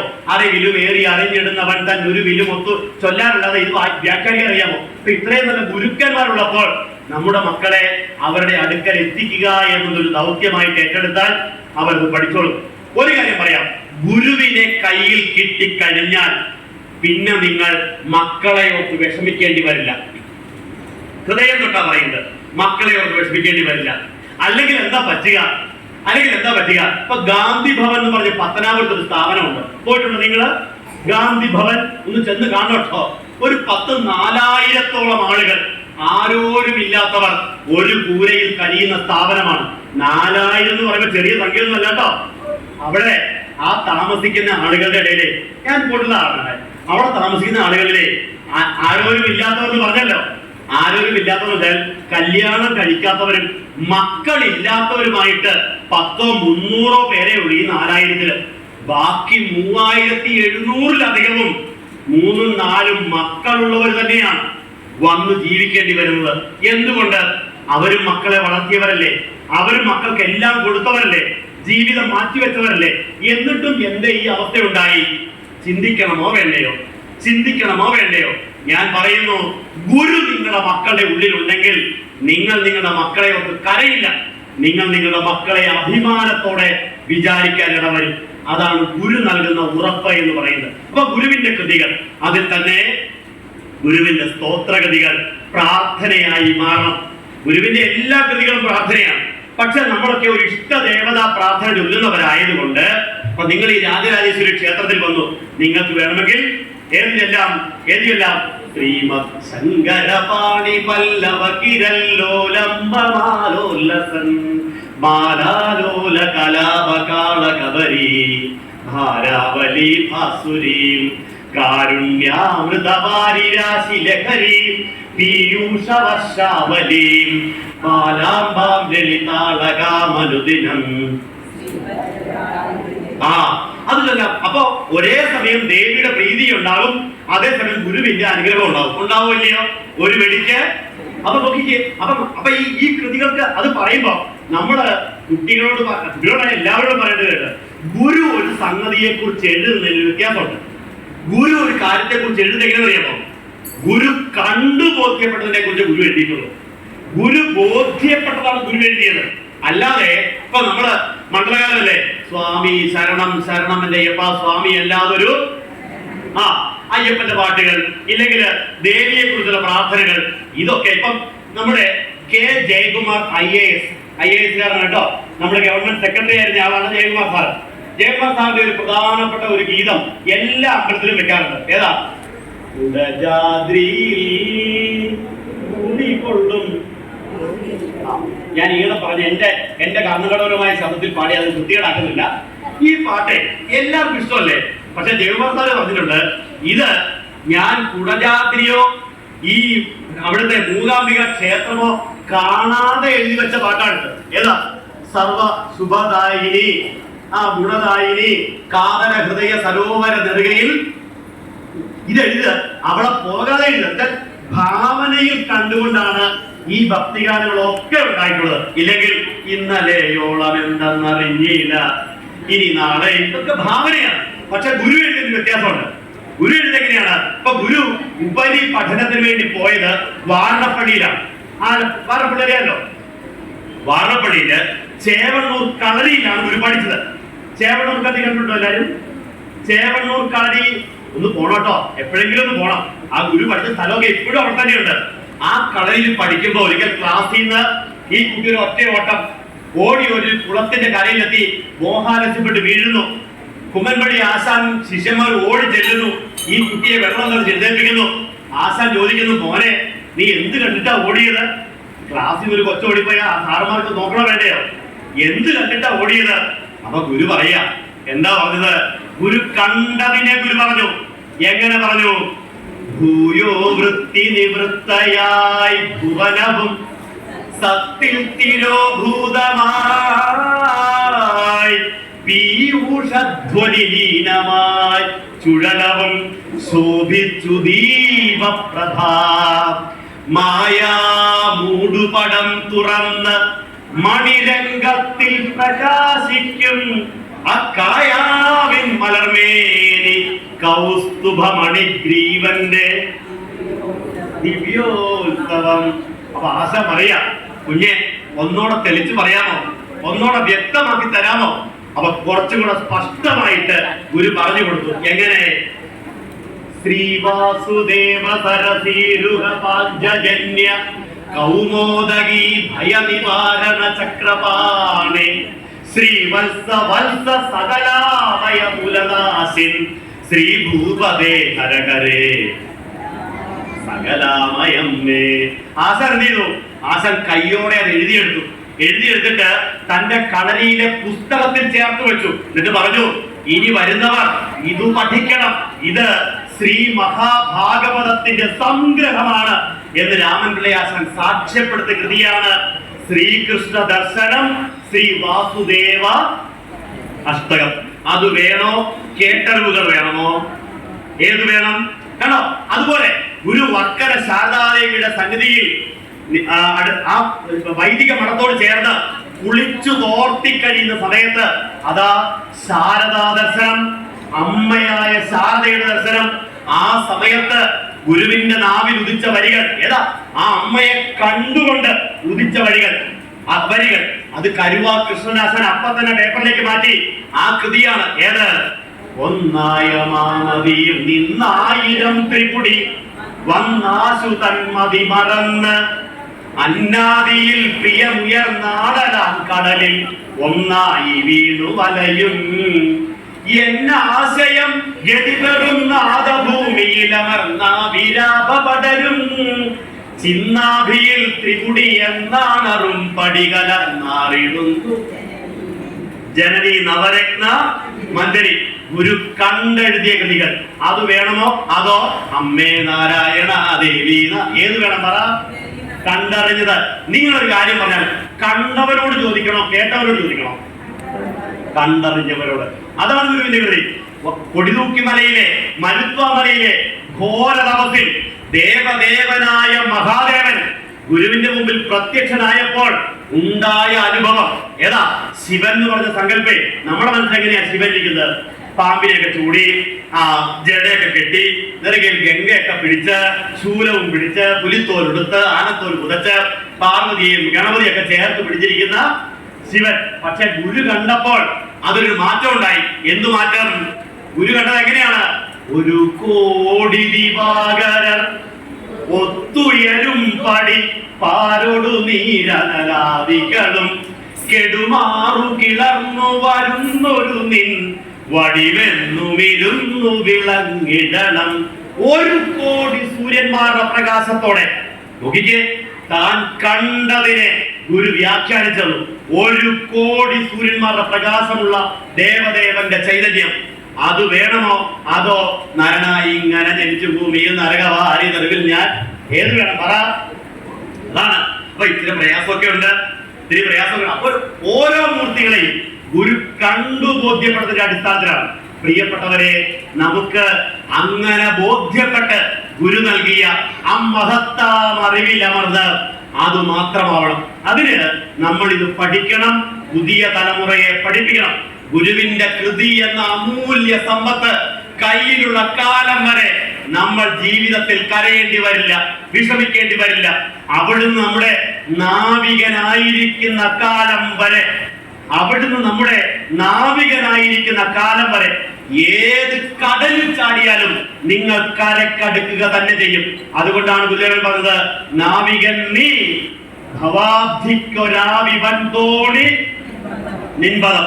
എന്നിട്ടും എന്റെ വിഷമം ഇതാണ് കേട്ടോ, ഇത്രയൊക്കെ ഗുരു പറഞ്ഞു തന്നിട്ടും നമ്മൾ ഇപ്പോഴും പുതിയ നാവികന്മാരെ തേടി നടക്കുകയാണ്. ആണോ അല്ലയോ? ആണോ അല്ലയോ? പുതിയ നാവികന്മാർ ആരുണ്ട് രക്ഷിക്കാൻ? നമ്മളെ രക്ഷിക്കാൻ ആരുണ്ട് എന്നാണ് അന്വേഷിക്കുന്നത്. എവിടെയുണ്ട്? ഏത് അമ്പലത്തിൽ പോകണം, ഏത് പ്രാർത്ഥന ചൊല്ലണം, ഏത് പൂജ ചെയ്യണം, ഏത് വഴിപാട് കഴിക്കണം? അപ്പോഴാണ് ഞാൻ പറയുന്നത്, നിങ്ങൾ ഇങ്ങോട്ട് വാ, ഞങ്ങളുടെ സ്ഥലത്തൊന്നും ധ്യാനിച്ചാൽ മതി, ഒരു ഉടമ്പടി എടുത്താൽ മതി, നിങ്ങളെ ഇപ്പൊ ശരിയാക്കി തരാം എന്ന് പറയുന്നവർ വരുമ്പോൾ നാവികൻ കയ്യിലുണ്ടായിട്ടും, ഡോക്ടർ ഗീവർഗീസ് മാർ തിയഡോഷ്യസിന്റെ വാക്കിൽ പറഞ്ഞാൽ, ഒരു സൂര്യനെ കയ്യിൽ കിട്ടിയിട്ടും വെളിച്ചം തേടി മിന്നാമിനിങ്ങളുടെ പുറകെ അലയുന്നവരാണ് നമ്മുടെ സമൂഹം. പ്രിയപ്പെട്ടവരെ, മാറ്റം വരണമോ വേണ്ടയോ? മാറ്റം വരേണ്ടതുണ്ട്. അതിന് വേറൊന്നുമല്ല മാർഗം, നമ്മൾ ഒറ്റ വഴി സ്വീകരിച്ചാൽ മതി. 100 കൊല്ലം മുമ്പ് ഗുരു പറഞ്ഞ മാർഗം വാദിക്കാനും ജയിക്കാനുമല്ല, ഒക്കെ പറയൂ, അറിയാനും അറിയിക്കാനുമായിട്ട് കൂടിച്ചേരണം. എല്ലാവരെയും കൂട്ടിച്ചേർക്കണം. ആ കൂട്ടിച്ചേർക്കാൻ നമുക്ക് സാധിക്കട്ടെ എന്ന പ്രാർത്ഥനയോടെ നമ്മുടെ ഇടയിലേക്ക് ആ മഹാഗുരുവിന്റെ കാരുണ്യം അറിവിന്റെ രൂപത്തിൽ പ്രവഹിക്കട്ടെ എന്ന പ്രാർത്ഥനയോടെ, പ്രിയപ്പെട്ടവരെ, സമയം ഏതാണ്ട് ഒരു 11:45 പോകുന്നു. എനിക്ക് അനുവദിച്ച സമയത്തേക്കാൾ ഒരു 10-20 മിനിറ്റ് കൂടെ ഞാൻ മുമ്പോട്ട് പോകണമെന്ന് എനിക്കറിയാം. എനിക്ക് വളരെ സന്തോഷമുണ്ട് പ്രിയപ്പെട്ടവരെ, നിങ്ങൾ ഇത്രയും ആളുകൾ ഇത് ശ്രദ്ധയോടെ കേട്ടു എന്ന് ഞാൻ ഉറപ്പായിട്ടും വിശ്വസിക്കുന്നു. നിങ്ങളുടെ കണ്ണുകൾ എന്നോടത് വിളിച്ചു പറയുന്നു എന്ന് എനിക്കറിയാം. തീർച്ചയായിട്ടും ഈ ശ്രദ്ധ ബിജുമാഷിന്റെ വാക്കിലല്ല, ഈ ശ്രദ്ധ ഗുരുവിന്റെ വാക്ക് എന്നിലൂടെ കേട്ടത് കൊണ്ട് മാത്രമാണ്. നിങ്ങൾ ശ്രദ്ധിച്ചത് എന്നെയല്ല, ഗുരുവിനെയാണ്. ഞാൻ നിങ്ങളെ എല്ലാവരെയും വിളിച്ചാൽ വിളി കേൾക്കുന്ന ആ തമ്പുരാന്റെ മുമ്പിൽ സമർപ്പിക്കുകയാണ്, പ്രാർത്ഥിക്കുകയാണ്. മഹാഗുരു നിങ്ങളെ അനുഗ്രഹിക്കട്ടെ. ജീവിതയാത്രയിൽ നിങ്ങളുടെ കൂടെ ഉണ്ടാവട്ടെ. ഗുരുവിന്റെ അനുഗ്രഹത്താൽ രാവും പകലും നിങ്ങൾ സന്തോഷത്തിൽ കഴിയാൻ ഇടവരട്ടെ. അവിടുന്ന് നിങ്ങളെ കാരുണ്യപൂർവ്വം കടാക്ഷിക്കട്ടെ. നിങ്ങളുടെ മക്കൾ നേരായ വഴിയെ സഞ്ചരിക്കട്ടെ. സ്വന്തം മക്കളെ ഓർത്ത് അഭിമാനിക്കാൻ നിങ്ങൾക്ക് സാധിക്കട്ടെ. ഗുരു എന്ന വെളിച്ചം നിത്യനിതാന്ത ചൈതന്യമായിട്ട് നിങ്ങളെ അനുഗ്രഹിച്ചുകൊണ്ടേയിരിക്കട്ടെ. ഇഹലോകവാസം കഷ്ടപ്പാട് കൂടാതെ കഴിഞ്ഞുകൂടുന്നതിനും ഒടുവിൽ അവിടുത്തെ പരമപദം പ്രാപിക്കുന്നതിനും നിങ്ങളെ മഹാഗുരു അനുഗ്രഹിക്കുമാറാവട്ടെ എന്ന് പ്രാർത്ഥിച്ചുകൊണ്ട് എന്നെ ഈ വേദിയിലേക്ക് ക്ഷണിച്ച ഗുരുദേവ സത്സംഗത്തിന്റെ എല്ലാ ഭാരവാഹികളോടും കുടുംബാംഗങ്ങളോടുമുള്ള നന്ദി അറിയിച്ചുകൊണ്ട്, ഇത് 20ാമത്തെ സത്സംഗമാണ്. ഇതിങ്ങനെ അനസ്യൂതം മുന്നോട്ട് പോവട്ടെ.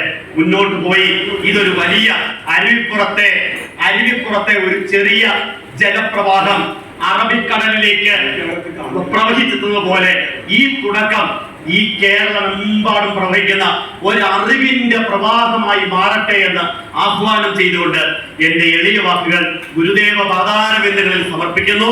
വിനീത പ്രണാമം.